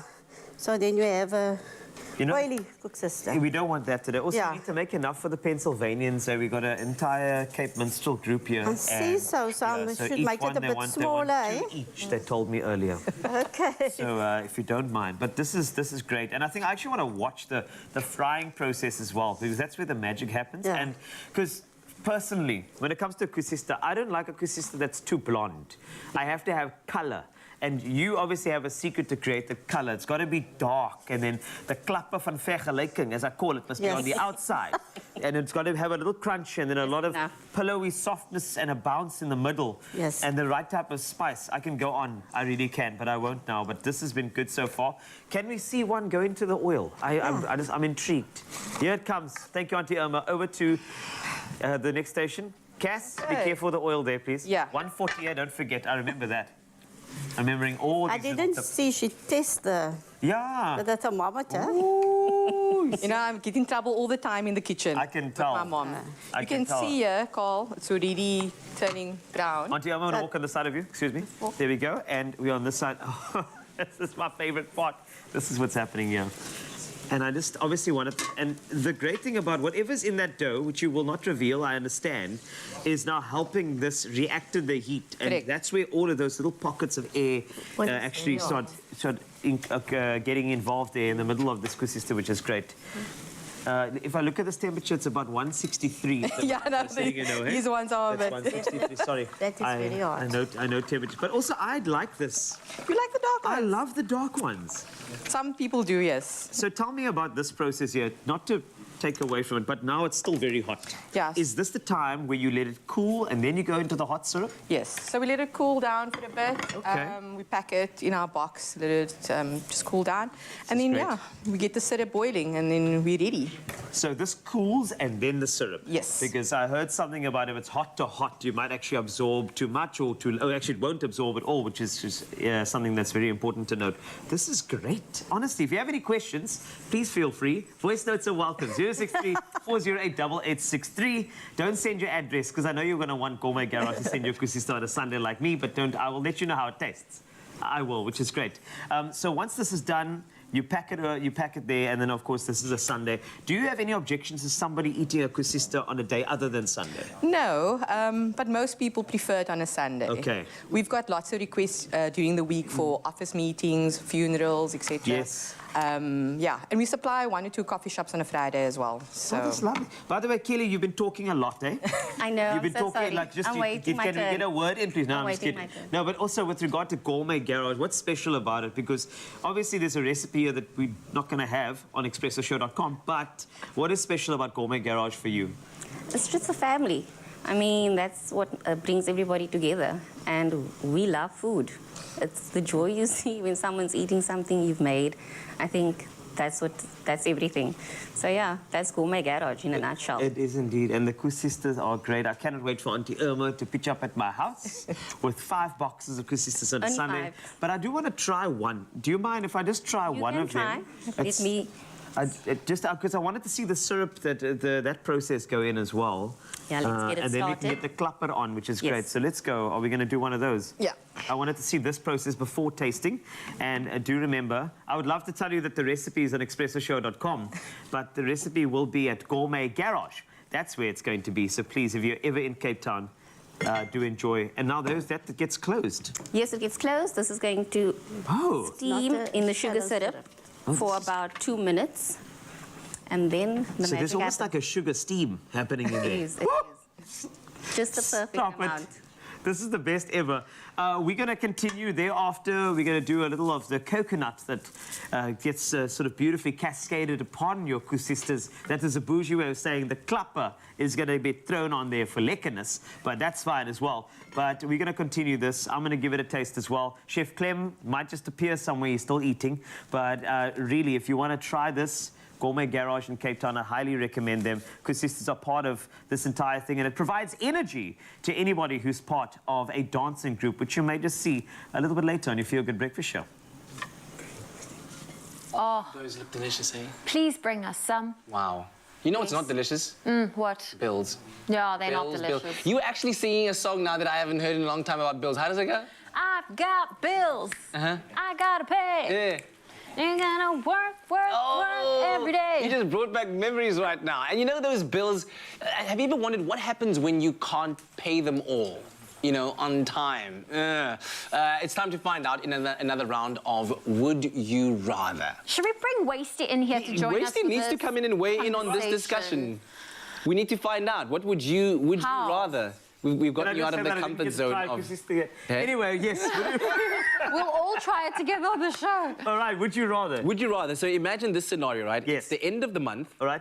You look at your bank account. You're only getting paid in 4 days. So you're down to your last couple of hundred, right? And you need a few things. But now you need to choose between buying data or some essential groceries. Yeah. Right? So the big question is, would you rather A, have no data for 4 days, but you're eating decent food? Yeah. Or B, eat what's left in the house, but then have data? Oh my gosh, I'm A straight away. I would be happy to not have data and not have to deal with my phone for 4 days. Really? Yes. But what about work? And like notifications that come in? You got It's emails urgent. from You clients. phone me. I don't need data for phone calls. Okay, this is I'm just saying. When you're Zoe Brown. I'm just saying. I don't do deals on WhatsApp. No. Okay, so what you saying? I Like, probably have about 97 unread WhatsApps. fair enough. But you're saying like if a client needs to contact you, then they need to call you. Yeah, call me. Yeah, if you need to get a hold of me, you can call me. I like those boundaries, Just for Zoe. 4 days. Call me. Do you need my services? Call me. Yeah. Okay. I always answer the phone or I'll phone you back. Okay.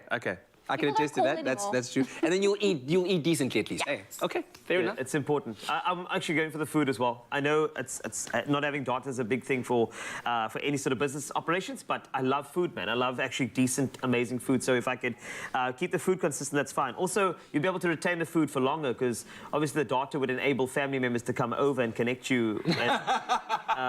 So you just tell them like, sorry, man, I've been offline, and you've actually been eating. It's lovely. I hear you. Would you A or B? Would I A or B? I'm split. Because if Phoenix is with me, I'd A. Yes, Yeah. definitely. But if he's not with me, then I'd consider like what's in the fridge, and I'm like, what's gonna go off? Okay, and I need to eat it. 'Cause if it goes off, I've got to throw it away anyway. Then I've wasted money. And then I'm like, I'll do peanut butter and toast. Yeah. Okay. Go nuts. You know, go nuts. Well, let's see what you had to say online. Let's take a look at those. Jenny said A, food, absolutely 100%. Data is a luxury. Hashtag take money seriously. Hashtag Expresso show. And then Lynn said definitely B. Eat what I have at home. Data is like food nowadays. Take your money seriously.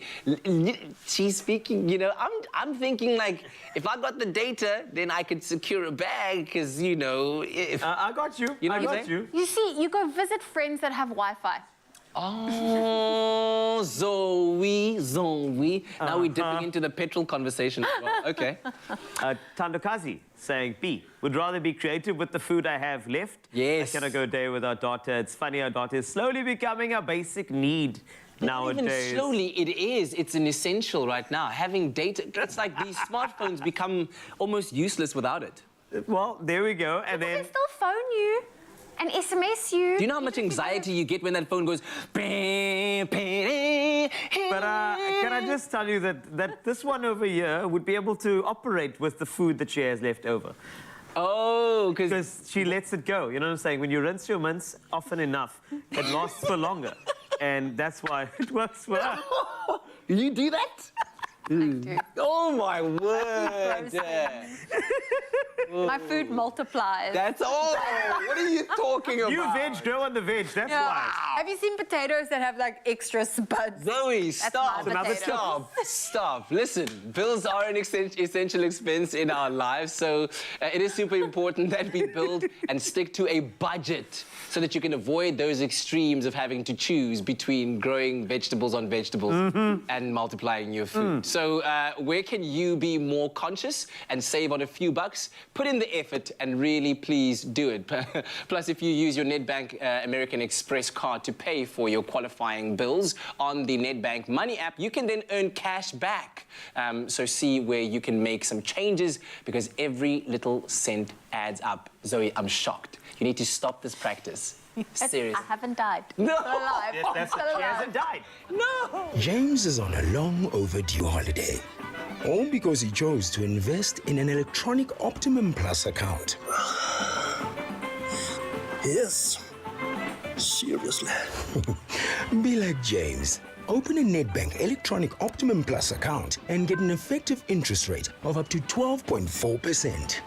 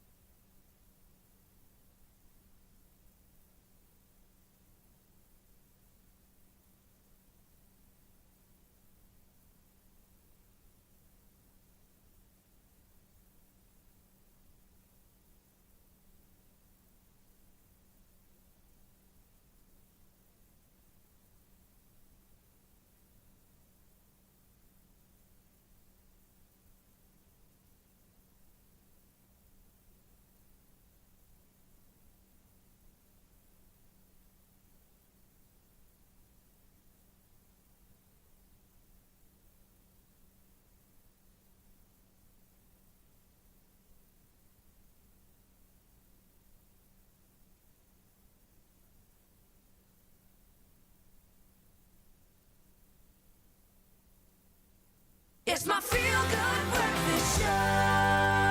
Welcome back to your Feel Good Breakfast Show. This is Expresso on S3, and this is a final performance from our amazing, energetic performers, the Pennsylvanians, and they're going to give you a song that is quintessentially Cape Town. It's going to welcome you. So stick around for this as I hand back the umbrella of excitement and give you the Pennsylvanians. Welcome.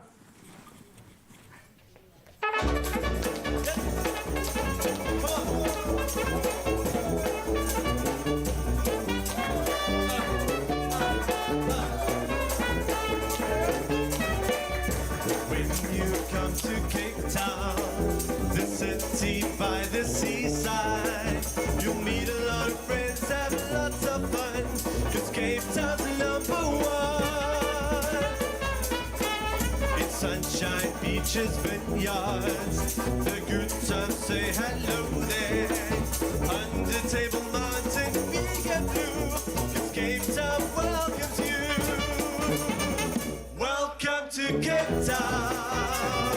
Enjoy the party. Put on your dancing shoes. Cape Town welcomes you. Welcome to Cape Town. Let's see you smiling. Come on and have some fun. Cape Town's number. Dina Kanakina. Dina, Dina, oh. Dina Kanakina.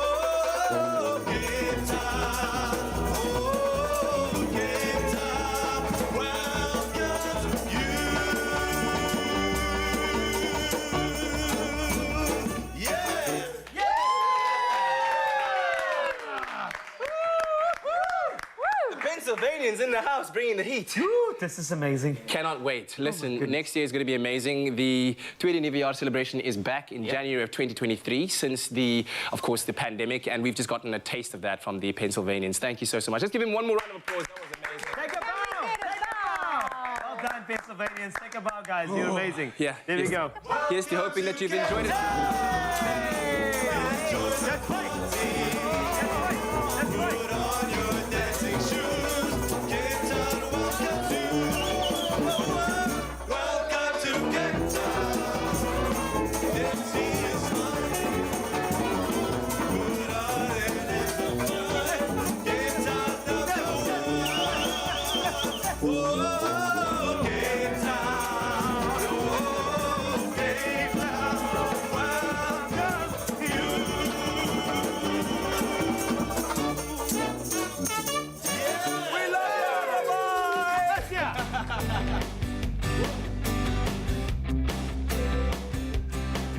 This spring, here's to Mother Nature and all the other mums who bring wonders into our world. Made with love by Clover.